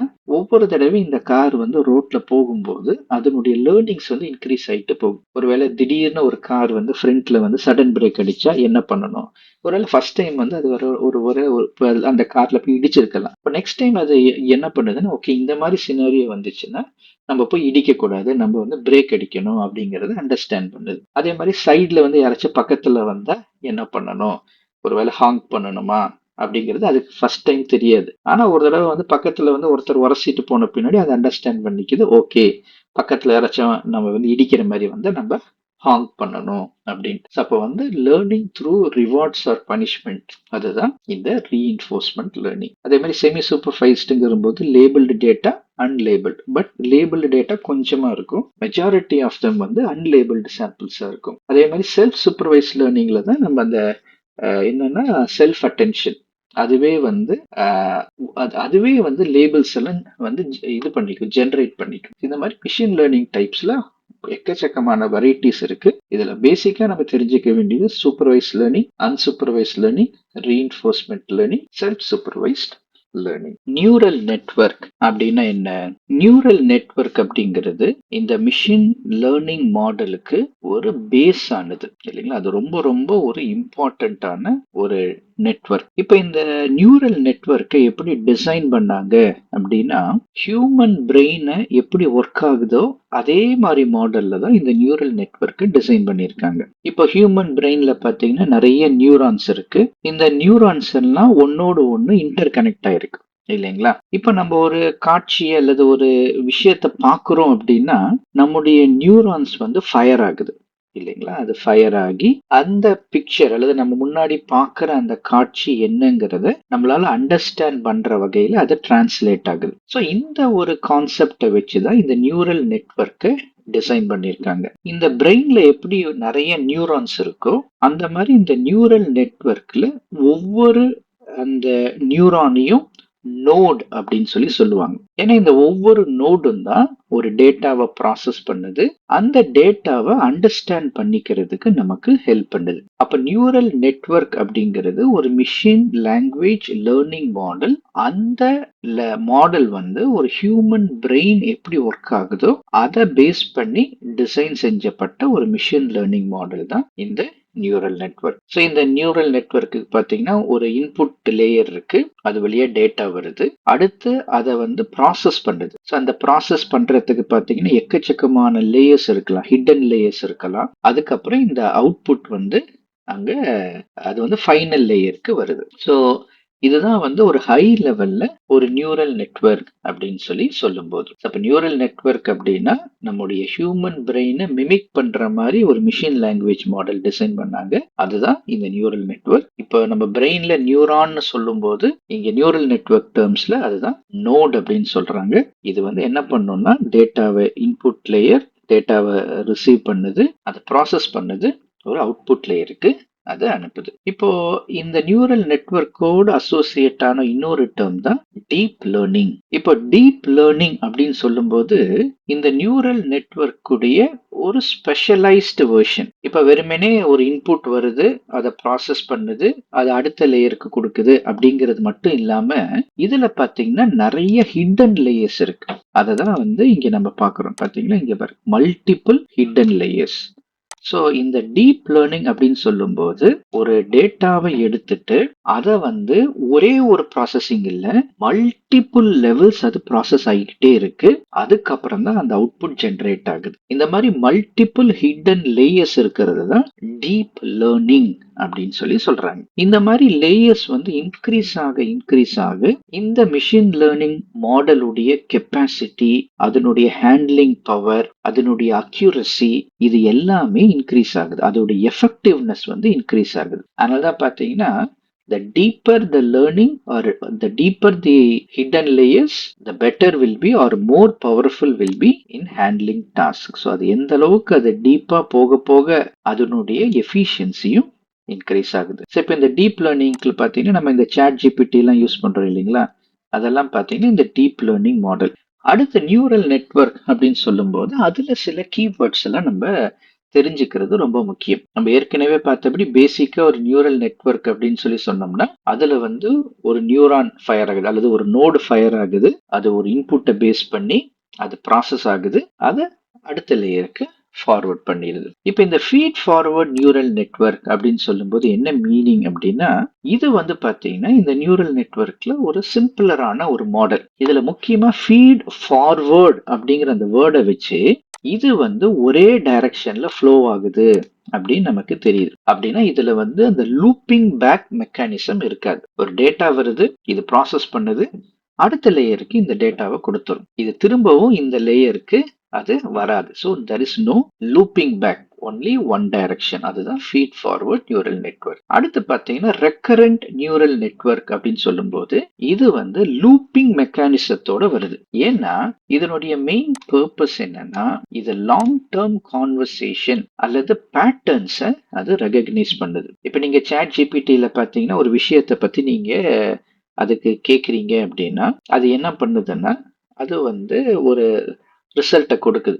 அதுக்கப்புறம் நீங்க ஒரு கேள்வியை கேட்கும்போது அது என்ன பண்ணுதுன்னா, நீங்க முன்னாடி என்ன கேள்வி கேட்டீங்க அப்படிங்கிறதோட அசோசியேட் பண்ணி அது சம்பந்தமா தான் இந்த கேள்வி வந்திருக்கு அப்படின்னு சொல்லி அதை அண்டர்ஸ்டாண்ட் பண்ணுது. இந்த மாதிரி பழைய கான்வர்சேஷனை ஞாபகம் வச்சு அல்லது அதை ஒரு ரெஃபரன்ஸா வச்சு அது செயல்படுற நெட்வொர்க்ஸ் எல்லாமே ரெக்கரண்ட் நியூரல் நெட்வொர்க்ஸ். அப்படின்னா இது வந்து கான்வர்சேஷனை மெயின்டைன் பண்ணது, முன்னாடி என்ன நடந்துச்சு அப்படிங்கறதெல்லாம் ட்ராக் பண்றது வந்து ரெக்கரண்ட் நியூரல் நெட்வொர்க்ஸ். ஆனா இதுல பாத்தீங்கன்னா இந்த மாதிரி கான்வர்சேஷனை எவ்வளவு தூரம் மெயின்டைன் பண்ணணும் அப்படிங்கறதுல ஒரு ப்ராப்ளம் வரும். நீங்க சாட் ஜிபிடிலே பாத்தீங்கன்னா ஒரு கான்வர்சேஷன் நீங்க போயிட்டே இருக்கும்போது என்ன சொல்லுன்னா, இந்த சாட்டை இதோட நம்ம வந்து க்ளோஸ் பண்ணிட்டு ஓப்பன் நியூ சாட் அப்படின்னு சொல்லுது. அப்படின்னா அதனுடைய பழைய அந்த மெமரி அல்லது அதனுடைய கான்வர்சேஷனை ஸ்டோர் பண்ணி வைக்கிறதுக்கு ஒரு லிமிடேஷன் இருக்கு. அதனாலதான் புது சாட் விண்டோக்கு போங்க அப்படிங்கிற மாதிரி சொல்லுது இல்லைங்களா. ஸோ இந்த மாதிரி ஒரு இஷ்யூஸ் ஒருவேளை இதில் என்கவுண்டர் பண்ணலாம். ஸோ ரெக்கரண்ட் நியூரல் நெட்வொர்க் அப்படிங்கிறது சிம்பிளா நீங்க என்ன பண்ணலாம்னா வித் லூப்ஸ்,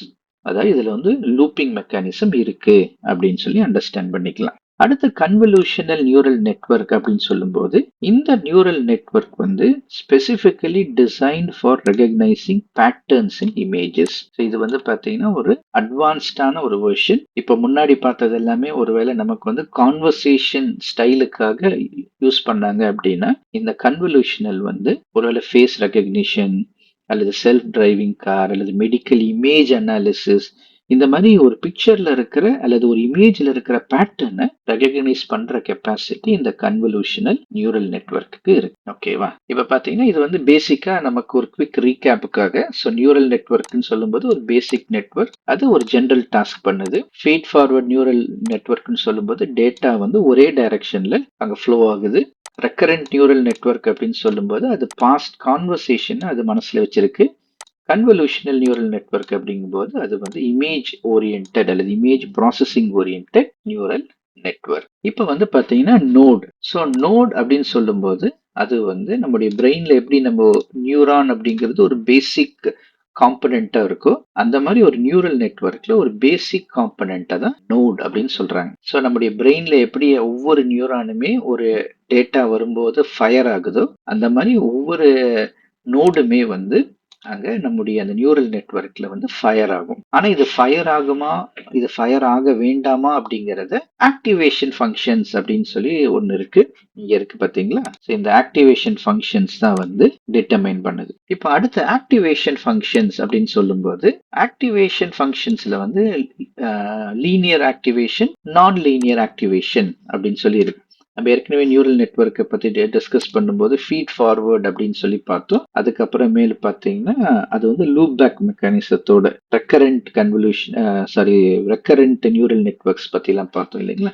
ஸோ இப்போ ஒரு நோடு வந்து ஃபயர் ஆகணுமா ஆக வேணாமா அப்படிங்கறத இந்த ஆக்டிவேஷன் ஃபங்க்ஷன் தான் டிட்டர்மைன் பண்ணுது. இப்ப நம்முடைய பிரெயினே நீங்க எடுத்தீங்கன்னா நம்முடைய பிரெயின்ல எல்லா நியூரானுமே எல்லாத்துக்குமே ஃபயர் ஆகிட்டு இருக்காது இல்லைங்களா. எந்தெந்த நியூரான்ஸ் எல்லாம் ஃபயர் ஆகுமோ அது மட்டும்தான் ஒரு குறிப்பிட்ட சினாரியோக்கு ஃபயர் ஆகுது. அதே மாதிரிதான் இந்த நியூரல் நெட்வொர்க்லயும் நிறைய நோட்ஸ் இருந்தாலும் எல்லா நோடுமே எல்லா சினாரியோவுக்கும் ஃபயர் ஆயிடாது. அப்படின்னா எந்த நோடு ஃபயர் ஆகணும் அப்படிங்கறத இந்த ஆக்டிவேஷன் ஃபங்க்ஷன் தான் அது டிட்டர்மைன் பண்ணுது. ஸோ இதை எப்படி டிசைட் பண்ணுதுன்னா, அதுக்கு என்ன இன்புட் வருதோ அந்த இன்புட்டுக்கு தேவையான அடுத்த நோடு என்ன அப்படிங்கறத கண்டுபிடிச்சு அந்த நோட ஃபயர் ஆகுது, மற்ற நோட்ஸ் எல்லாம் ஃபயர் ஆகாது. ஸோ ஆக்டிவேஷன் ஃபங்க்ஷன் அப்படிங்கிற கீவேர்டையும் நம்ம மனசுல வச்சுக்கிறது ரொம்ப முக்கியம். அடுத்து பாத்தீங்கன்னா டிரான்ஸ்ஃபார்மர். இப்ப இந்த டிரான்ஸ்ஃபார்மர் அப்படிங்கிறது ஒரு deep learning model architecture. So நம்ம டீப் லேர்னிங்னா என்னன்னு பார்த்தோம். டீப் லேர்னிங் சொல்லும்போது அதுல நிறைய ஹிடன் லேயர்ஸ் இருக்கும். ஸோ அதோடைய டீப்பர் அல்லது அதோடைய டெப்த் எவ்வளோ இருக்கோ அந்த அளவுக்கு அந்த மாடல் எஃபிஷியண்டா ஒர்க் பண்ணும் அப்படின்னு பார்த்தோம் இல்லைங்களா. ஸோ இந்த டிரான்ஸ்ஃபார்மருங்கிறது ஒரு வகையான டீப் லேர்னிங் ஆர்கிடெக்சர். இது வந்து எப்போ ஃபேமஸ் ஆச்சு அப்படின்னா 2017ல attention is all you need அப்படிங்கிற ஒரு பேப்பர் வந்து ரிலீஸ் பண்ணாங்க. ஸோ அந்த பேப்பர்ல வந்து எப்படி நம்ம வந்து இந்த செல்ஃப் அட்டென்ஷன் அப்படிங்கிற இந்த ஒரு கான்செப்ட் மூலமா எஃபிஷியண்டா நம்மளால இந்த டிரான்ஸ்ஃபர்மேஷனை பண்ண முடியும் அப்படிங்கிறத ஐடென்டிஃபை பண்ணாங்க. ஸோ அதை பேஸ் பண்ணி தான் இந்த டிரான்ஸ்ஃபார்மர்ஸ் மாடல் வந்து 2017ல அது வந்து ஒவ்வொரு மாடலாக அவங்க கொண்டு வந்தாங்க. ஸோ அந்த 2017ல இந்த பேப்பர் வந்துச்சு. அதுக்கப்புறம் இதை பேஸ் பண்ணி நிறைய மாடல்ஸ் வர ஆரம்பிச்சிச்சு. இப்போ இங்க இந்த டயக்ராம்ல கூட பார்த்தீங்கன்னா ரொம்ப சிம்பிளா நம்ம ரெப்ரசென்ட் பண்ணியிருக்கோம். ஸோ ஒரு டேட்டா உள்ள வருது, அதுக்கு பொசிஷனல் என்கோடிங் அப்படின்னு ஒரு வேலை பண்றாங்க. அதுக்கப்புறம் செல்ஃப் அட்டென்ஷன் அப்படி அது ஒரு நடக்குது. அதுக்கப்புறம் மல்டி ஹெட் அட்டென்ஷன் அப்படிங்கிற ஒரு ப்ராசஸ் நடக்குது. அதுக்கப்புறம் ஃபீட் ஃபார்வர்ட் நெட்வொர்க். ஸோ இது வந்து அப்படியே ரிப்பீட் ஆகி கடைசியில் பார்த்தீங்கன்னா நமக்கு ஒரு அவுட்புட்டை ஜென்ரேட் பண்ணும். இப்போ இந்த டிரான்ஸ்ஃபார்மர் மாடல் வந்த பின்னாடி பார்த்தீங்கன்னா இந்த டிரான்ஸ்ஃபார்மர் மாடல்ல வந்து ஒரு 2 மேஜர் காம்பனன்ட் இருக்கு. ஒன்று வந்து என்கோடர் மாடல், இன்னொன்னு டீகோடர் மாடல். சில சமயத்துல இந்த என்கோடர் டீகோடர் ரெண்டுமே சேர்ந்து இருக்கும். இப்ப நம்ம ஜிபிடி எல்லாம் பாத்தீங்கன்னா வெறுமனே டீகோடர் பேஸ்ட் மாடல். இதே வந்து BERT அப்படின்னு சொல்லிட்டு ஒரு இது இருக்கு, ஒரு மாடல் இருக்கு, அது வந்து என்கோடர் பேஸ்ட். T5ங்கிறது என்கோடர் டிகோடர் மாடல். ஸோ இதெல்லாமே வந்து இந்த டிஃபரன்ஸ் என்னங்கிறத நம்ம கவனிக்கலாம். இப்போ ஃபர்ஸ்ட் வந்து டிரான்ஸ்ஃபார்மர் அப்படின்னு சொன்னோம்னா அது வந்து ஒரு சூப்பர் சார்ஜ்டு நியூரல் நெட்வொர்க். ஓகேங்களா. இதனுடைய மெயின் பேஸ் என்ன அப்படின்னு பார்த்தீங்கன்னா RNN. So recurrent neural network நம்ம ஏற்கனவே பார்த்தோம் இல்லைங்களா. அது எப்படி லூப் பேக் மெக்கானிசத்துல ஒர்க் பண்ணுது அப்படின்னு. அதனுடைய அட்வான்ஸ்டு வெர்ஷன் தான் இந்த டிரான்ஸ்ஃபார்மர்ஸ். இந்த டிரான்ஸ்ஃபார்மர்ஸ் வந்து செல்ஃப் அட்டென்ஷன் அப்படிங்கிற ஒரு முக்கியமான கான்செப்ட் மூலமா தான் வேலை செய்யுது. ஸோ இந்த செல்ஃப் அட்டென்ஷன் அப்படின்னு சொல்லும்போது ஒவ்வொரு வேர்டுக்கும் என்னென்ன வெயிட்டேஜ் கொடுக்கணும், ஒரு சீக்வன்ஸ் அல்லது ஒரு சென்டென்ஸ்ல ஒவ்வொரு வேர்டுக்கும் எவ்வளவு இம்பார்ட்டன்ஸ் இருக்கு அப்படிங்கறத ஐடென்டிஃபை பண்ணுது. அதுக்கப்புறம் பாத்தீங்கன்னா இந்த வெயிட்டேஜை பேஸ் பண்ணி அது ஒவ்வொரு லேயரா அது வந்து ப்ரொசீட் பண்ணுது. இதுல பாத்தீங்கன்னா இந்த செல்ஃப் அட்டென்ஷன்ல இன்னொரு முக்கியமான விஷயம் என்னன்னா ஒரு சென்டென்ஸ்ல ஒரு 10 வேர்டு இருக்குன்னா எல்லா வேர்டுமே அப்படியே பேரலா வந்து ப்ராசஸ் பண்ணப்படுது. ஸோ ஒன் பை வேர்டு வந்து ப்ராசஸிங் கிடையாது. இது வந்து எல்லாமே பேரலா நடக்கும். அதனாலதான் நமக்கு சாட் ஜிபிடி எல்லாம் நம்ம ஒரு இது டைப் பண்ணோம்னா நமக்கு வந்து ரெஸ்பான்ஸ் இமீடியட்டா கிடைக்குது. இல்ல ஒவ்வொரு வேர்டா ப்ராசஸ் பண்ணிட்டு அது எண்ட் ரிசல்ட் கொடுக்கணும் அப்படின்னா அதுக்கு ரொம்ப டைம் கன்சியூமிங்கா இருக்கும். இப்ப இந்த பிக்சர்ல நீங்க பாக்குறது தான் ஒரு டிரான்ஸ்ஃபார்மர் ஆர்கிடெக்சர். ஸோ இந்த ஆர்கிடெக்சர்ல நீங்க வந்து 2 காம்பனன்ட் பாக்குறீங்க இல்லைங்களா. ஸோ இதுதான் ஃபர்ஸ்ட் காம்பனன்ட். இதுதான் வந்து என்கோடர். இந்த சைட்ல நீங்க பாக்குறது வந்து டீகோடர். ஓகேங்களா. சரி, இப்போ என்கோடர் அப்படின்னா என்ன அர்த்தம்?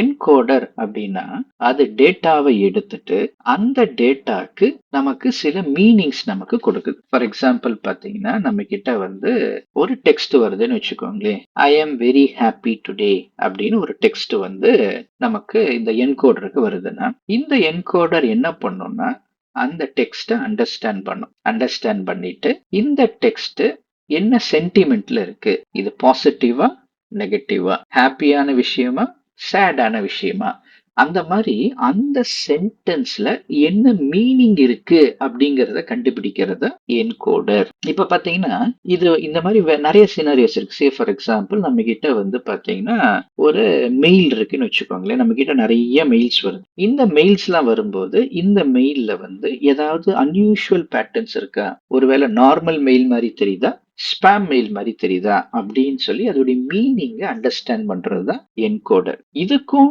டீகோடருக்கும் என்ன ஒரு ஹியூஜ் டிஃபரன்ஸ் அப்படின்னா டீகோடர்ல பாத்தீங்கன்னா இந்த நமக்கு கொடுக்கப்பட்ட இன்புட் டேட்டாவை வச்சு நம்ம அவுட்புட் டேட்டாவை ஜெனரேட் பண்ணுவோம்.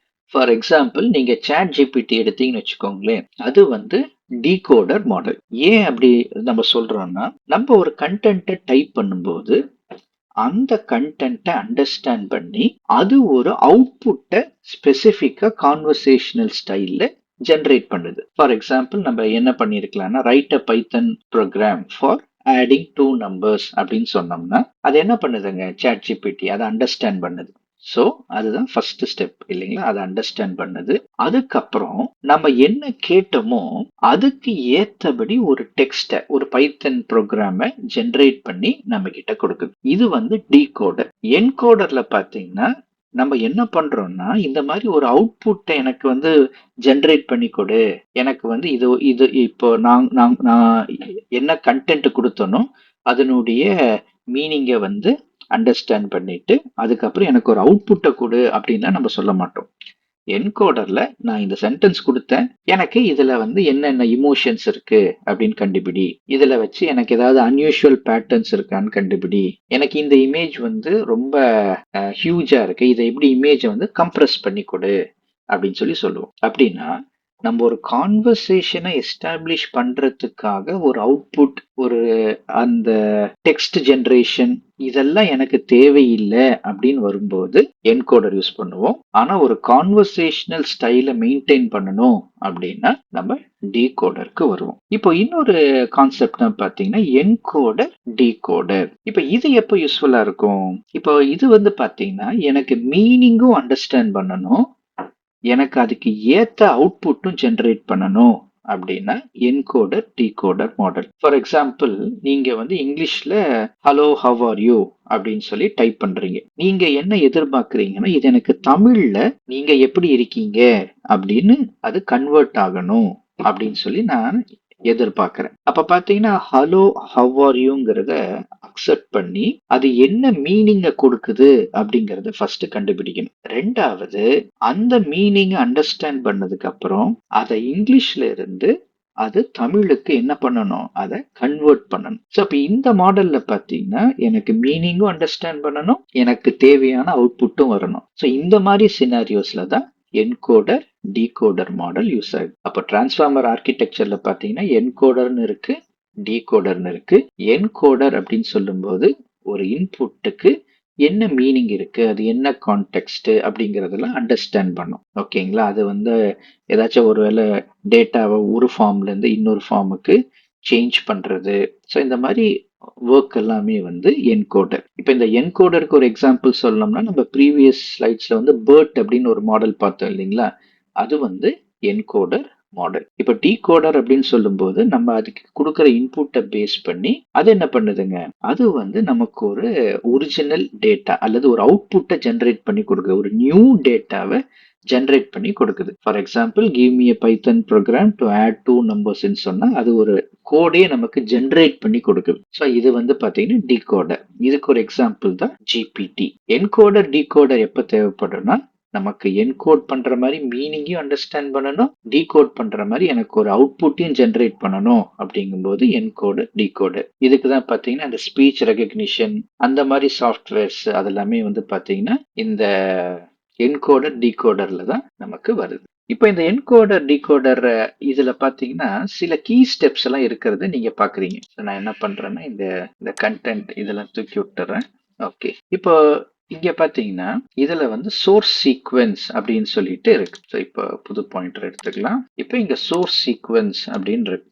இது வந்து பாத்தீங்கன்னா இன்புட். இப்போ இங்க எம்பெடிங்ஸ் அண்ட் ப்ரொஜெக்ஷன்ஸ் இருக்கு இல்லைங்களா, இது என்ன மீன் பண்ணுது அப்படின்னா, இப்போ ஒரு கண்டென்ட் உள்ள வரும்போது இப்போ ஹலோ ஹவ் ஆர் யூ அப்படின்னு சொன்னா கம்ப்யூட்டருக்கு இந்த ஹலோ ஹவ் ஆர் யூ எல்லாம் என்னன்னே தெரியாது. அப்ப இது எல்லாமே கம்ப்யூட்டர் அண்டர்ஸ்டாண்ட் பண்ற மாதிரி நம்ம நியூமரிக்கல் வேல இதுக்கு ரெப்ரசன்ட் பண்ணணும். அதுதான் எம்பெடிங்ஸ். நம்ம ஏற்கனவே இதை பற்றி பார்த்திருக்கோம் இல்லைங்களா, அதுதான் இங்க நடக்குது. அடுத்தது பொசிஷனல் என்கோடிங் அப்படின்னு சொல்லும்போது ஒரு குறிப்பிட்ட லைன்ல அந்த வேர்ட்ஸ் எல்லாம் என்னென்ன சீக்வன்ஸ்ல இருந்துச்சு அப்படிங்கறது அண்டர்ஸ்டாண்ட் பண்றதுதான் பொசிஷனல் என்கோடிங். இந்த நார்மலைசேஷன் அப்படின்னு சொல்லும்போது இந்த பர்டிகுலர் சென்டென்ஸ்ல எதெல்லாம் தேவை எதெல்லாம் தேவையில்லாம, சில சமயம் பார்த்தீங்கன்னா எக்ஸ்ட்ரா ஒரு 5-6 எக்ஸ்கிளமேஷன் இருக்கு, இல்ல பாதி கேப்ஸ் பாதி ஸ்மால்ல இருக்கு, அது எல்லாத்தையுமே நார்மலைஸ் பண்றது. ஸோ இது வந்து நான் ஜஸ்ட் ஒரு எக்ஸாம்பிள் தான் நார்மலைசேஷன். இந்த மாதிரி நிறைய வேலைகளை செய்யுது. நான் சொன்னது ஜஸ்ட் ஒரு எக்ஸாம்பிளுக்காக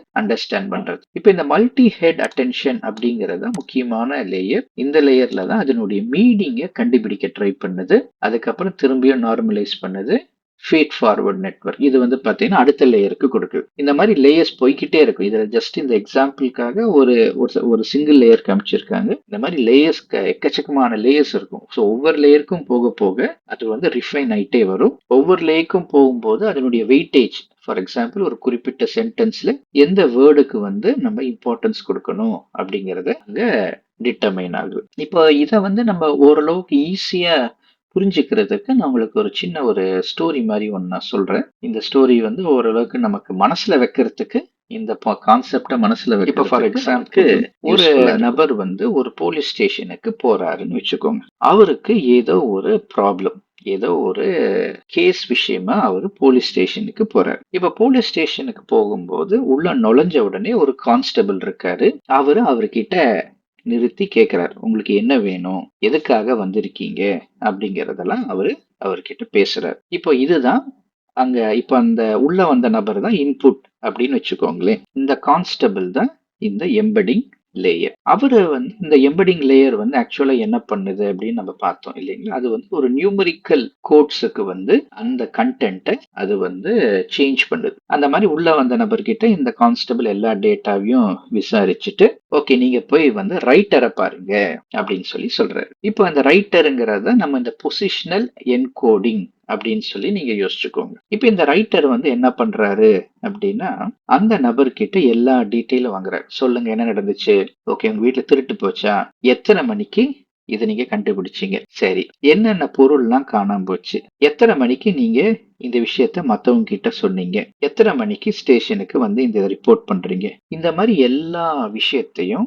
ஒரு டைம் ஸ்டாம்ப் பேஸ் பண்ணி அவர் எழுதி வைக்கிறார். இதுதான் இந்த பொசிஷனல் என்கோடிங்கிறது கிட்டத்தட்ட இந்த மாதிரி வேலை தான் செய்யுது. இது என்ன பண்ணுது அப்படின்னா, ஒரு சென்டென்ஸ் வரும்போது இதுல நம்ம ஏற்கனவே பார்த்தோம் எல்லா வேர்ட்ஸுமே பேரலா ப்ராசஸ் ஆகும்.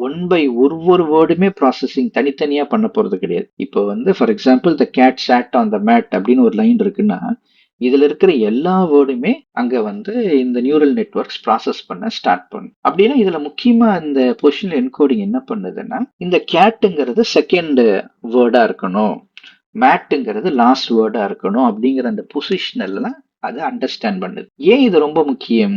ஏன்னா இந்த பொசிஷன் மாறிடுச்சுன்னா இதனுடைய மீனிங்கே மாறிடும். இப்ப the cat sat on the mat அப்படிங்கிறத ஒருவேளை இது இந்த பொசிஷனல் என்கோடிங் பண்ணலின்னு வச்சுக்கோங்க, ஒருவேளை இப்படி மாறி போச்சு, the mat sat on the cat அப்படின்னா இதனுடைய மீனிங்கே மாறி போச்சு. இல்லாட்டி டாக் பைட்ஸ் மேன் அப்படின்னு இருக்கு. ஒருவேளை இந்த என்கோடிங் மாறிடுச்சுன்னா என்ன ஆகும்னா மேன் பைட்ஸ் டாக் அப்படின்னு வரும். அர்த்தமே மாறிடுது பார்த்தீங்களா. இப்போ இந்த பொசிஷனல் என்கோடிங் அப்படிங்கிறது ஒரு வேர்டு எந்தெந்த இடத்துல எல்லாம் இருந்திருக்கு அதனுடைய மீனிங்கை மாறாம இது கரெக்டா அந்த ஒரு டைம் ஸ்டாம்ப் மாதிரி மெயின்டைன் பண்றது தான் இந்த பொசிஷனல் என்கோடிங். இப்போ அடுத்தது பாத்தீங்கன்னா, இந்த ரைட்டர் எழுதி முடிச்சுட்டு என்ன பண்றாருன்னா, நீங்க வந்து உள்ள போங்க அப்படின்னு சொல்லி உள்ள அனுப்புறாரு. இப்போ உள்ள போனோடனே தான் நம்ம நியூரல் நெட்வொர்க்ல பாத்தீங்கன்னா இந்த அட்டென்ஷன் அப்படிங்கிற அந்த லேயர் வருது. இப்போ இங்க ஒரு டீம் இருக்காங்கன்னு வச்சுக்கோங்க, ஒரு டீம் ஆஃப் டிடெக்டிவ்ஸ் இருக்காங்க. இந்த டீம் ஆஃப் டிடெக்டிவ்ஸ் என்ன பண்றாங்க அப்படின்னா, அந்த கேஸ் எடுக்கிறாங்க. எடுத்து அந்த கேஸ்ல என்னென்ன விஷயங்கள் எல்லாம் நம்மளால கண்டுபிடிக்க முடியுது அப்படின்னு சொல்லி ப்ராசஸ் பண்றாங்க. இந்த வீட்டுல வந்து திருட்டு போச்சு, யாரெல்லாம் பாசிபிலிட்டிஸ் அங்க வந்து சஸ்பெக்டா இருக்கலாம், என்னென்ன பொருள் காண போச்சு அப்படின்ட்டு ஒவ்வொரு பீஸ் ஆஃப் இன்ஃபர்மேஷனையும் அவங்க என்ன பண்றாங்க, இந்த டீம் வந்து அனலைஸ் பண்றாங்க. ஸோ இந்த டீம்னு சொல்லும் போதே டீம்ல நிறைய பேர் இருப்பாங்க. அப்படின்னா ஒவ்வொருத்தர் ஒவ்வொரு விஷயம் அனலைஸ் பண்றாங்க. ஒருத்தர் வந்து சஸ்பெக்ட் ஒன்னு நான் வந்து அவரை பத்திய டீடைல்ஸ் எல்லாம் பாக்குறேன், சஸ்பெக்ட் 2 நான் பாக்குறேன், நான் வந்து திருட்டு போனது சம்பந்தமான மற்ற கைரேகை எல்லாம் எடுக்கிறேன். அப்ப பாத்தீங்கன்னா இந்த அட்டென்ஷன் டீம்ங்கிறது ஒரு குரூப் ஆஃப் டிடெக்டிவ்ஸ் மாதிரி அவங்க வந்து இந்த ஃபுல் கேஸுக்கு என்ன கனெக்ஷன் அப்படிங்கறத கண்டுபிடிக்கிறாங்க. அந்த மாதிரிதான் இப்ப அந்த ஒரு சென்டென்ஸ் நம்ம உள்ள கொடுக்கும்போது அதுல ஒவ்வொரு வேர்டுக்கும் என்னென்ன அர்த்தம் இருக்கு, ஒரு வேர்டு இன்னொரு வேர்டோட எப்படி சம்பந்தப்பட்டிருக்கு, இந்த வேர்ட்ஸ்ல எதுக்கு நிறைய முக்கியத்துவம் கொடுக்கணும், எந்த விஷயம்லாம் நமக்கு தேவையில்லாத விஷயம், இந்த வார்த்தைகள் எப்படி ஒன்னோடு ஒண்ணு சேரும்போது மீனிங் கொடுக்கும் அப்படிங்கிற மாதிரி எல்லாத்தையுமே இந்த டிடக்டிவ் டீம் அனலைஸ் பண்றாங்க. இப்ப பாத்தீங்கன்னா ஹெட் அட்டென்ஷன் அப்படின்னு ஒண்ணு இருக்கு. அல்லது ஒரு இப்ப இந்த டிடெக்டிவ்ஸ் எல்லாம் உட்காந்து ஆராய்ச்சி பண்ணும்போது ஒரு தலைவர் ஒருத்தர் இருக்காருன்னு வச்சுக்கோங்க. அவர் என்ன பண்றாருன்னா இந்த டிடெக்டிவ்ஸ் எல்லாத்தையும் கவனிச்சுக்கிட்டே இருக்காரு. அவங்க கரெக்டா தான் அனலைஸ் பண்றாங்களா, இல்ல அங்கிருந்து வேற ஏதாவது டீவியேட் ஆகி போயிடுறாங்களா அப்படிங்கறதெல்லாம் அவர் கவனிக்கிறார். அதுதான் ஹெட் அட்டென்ஷன். ஓகேங்களா? ஸோ இந்த மாதிரி மல்டி ஹெட் அட்டென்ஷன்ஸ் வந்து நிறைய லேயர்ஸ் வந்து நியூரல் நெட்வொர்க்ல இருக்கும். இதுக்கு அடுத்தது பாத்தீங்கன்னா ஃபீட் ஃபார்வர்ட் நெட்வொர்க் அப்படின்னு சொல்லி ஒன்னு பார்த்தோம். இப்போ இந்த கேஸ் எல்லாத்தையும் இவங்க அனலைஸ் பண்ணிட்டு இவங்க என்ன பண்றாங்கன்னா அவங்க வந்து இதை எல்லாத்தையுமே இன்னொருத்தர்கிட்ட கொடுக்குறாங்க. அவர் என்ன பண்றாரு, ஏன்னா இப்ப பாருங்களேன் இந்த டிடெக்டிவ் டீம் வந்து நிறைய விஷயங்களை வந்து அனலைஸ் பண்ணியிருப்பாங்க. இப்ப இது எல்லாத்தையுமே வந்து எந்த இதெல்லாம் வந்து நமக்கு கீ ஃபேக்டர்ஸ், இதுல வந்து எந்தெந்த விஷயங்களுக்கெல்லாம் நம்ம இன்னும் கொஞ்சம் டெப்த் சேர்க்கலாம், இதுல ஏதாவது ஃபைன் டியூனிங் பண்ணணுமா அப்படிங்கிறது எல்லாமே இந்த ஃபீட் ஃபார்வர்ட் நெட்வொர்க்ல பண்ணுது. எப்படி ஒரு டைமண்ட் நமக்கு வந்து கிடைச்ச பின்னாடி இந்த டைமண்டை ஒருத்தர் நல்லா பாலிஷ் பண்ணி சூப்பரா மாத்துறாரோ அந்த மாதிரி தான் இந்த ஃபீட் ஃபார்வர்ட் நெட்வொர்க். ஏற்கனவே இந்த அட்டென்ஷன் டீம் நிறைய இன்வெஸ்டிகேட் பண்ணி எக்கச்சக்கமான டேட்டா கேதர் பண்ணிட்டாங்க. இதுல வந்து நல்லா ஃபைன் பாலிஷ் பண்றது இந்த ஃபீட் ஃபார்வர்ட் நெட்வொர்க். அதுக்கப்புறம் பாத்தீங்கன்னா அங்க நார்மலைசேஷன் அப்படின்னு ஒரு லேயர் பார்த்தோம். இந்த லேயர்ல வந்து என்ன நடக்குது அப்படின்னா ஒரு பேலன்ஸ். ஏன்னா இப்ப வந்து பாத்தீங்கன்னா எந்தெந்த வேர்டு எல்லாமே வந்து நமக்கு ப்ராசஸ் பண்ணாங்க.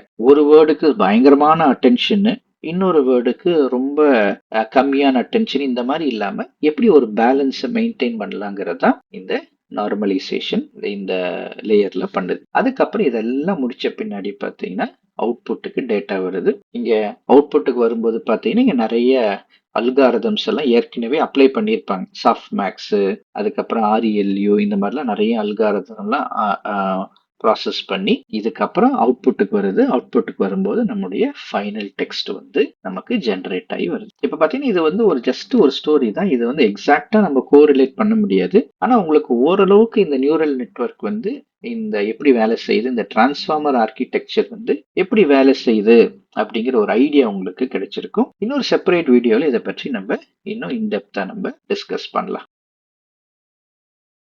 இப்ப இந்த நியூரல் நெட்வொர்க்ல வந்து ரொம்ப முக்கியமான விஷயம் நம்ம ஏற்கனவே பார்த்தபடி செல்ஃப் அட்டென்ஷன். இப்ப இந்த செல்ஃப் அட்டென்ஷன்ல நம்ம என்ன பண்றோம் அப்படின்னா ஒரு டெக்ஸ்ட்ல கீ இன்ஃபர்மேஷன் என்ன அப்படிங்கிறத நம்ம கண்டுபிடிச்சு அதை பேஸ் பண்ணி நம்ம ப்ரொசீட் பண்றது தான் இந்த செல்ஃப் அட்டென்ஷன். இந்த செல்ஃப் அட்டென்ஷன்ங்கிறது ரொம்ப ரொம்ப கீவேர்ட். நீங்க வந்து ஒரு ஜெனரேட்டிவ் ஏஐ அப்படின்னு பாத்தீங்கன்னாலே இந்த அட்டென்ஷனுங்கிற இந்த கீவேர்டு வந்து ரொம்ப ரொம்ப முக்கியமான கீவேர்ட். இந்த கீவேர்டை பேஸ் பண்ணி தான் ஒரு குறிப்பிட்ட லைன்ல எது ரொம்ப முக்கியமானது, எதுக்கு நம்ம மோர் கான்சென்ட்ரேஷன் கொடுக்கணும் அப்படிங்கறதெல்லாம் இந்த டிட்டர்மைன் பண்றது தான் இந்த அட்டென்ஷன். இப்போ அடுத்து பாத்தீங்கன்னா நம்ம BERT ஜிபிடி வந்து டிகோடர் மாடல்னு பார்த்தோம். இப்போ இந்த BERTங்கிறது பாத்தீங்கன்னா bidirectional encoder representation from transformers. So இது வந்து பாத்தீங்கன்னா என்கோடர் ஒன்லி மாடல். ஸோ இது வந்து பாத்தீங்கன்னா வெறுமனே என்கோடிங் பண்ணுது.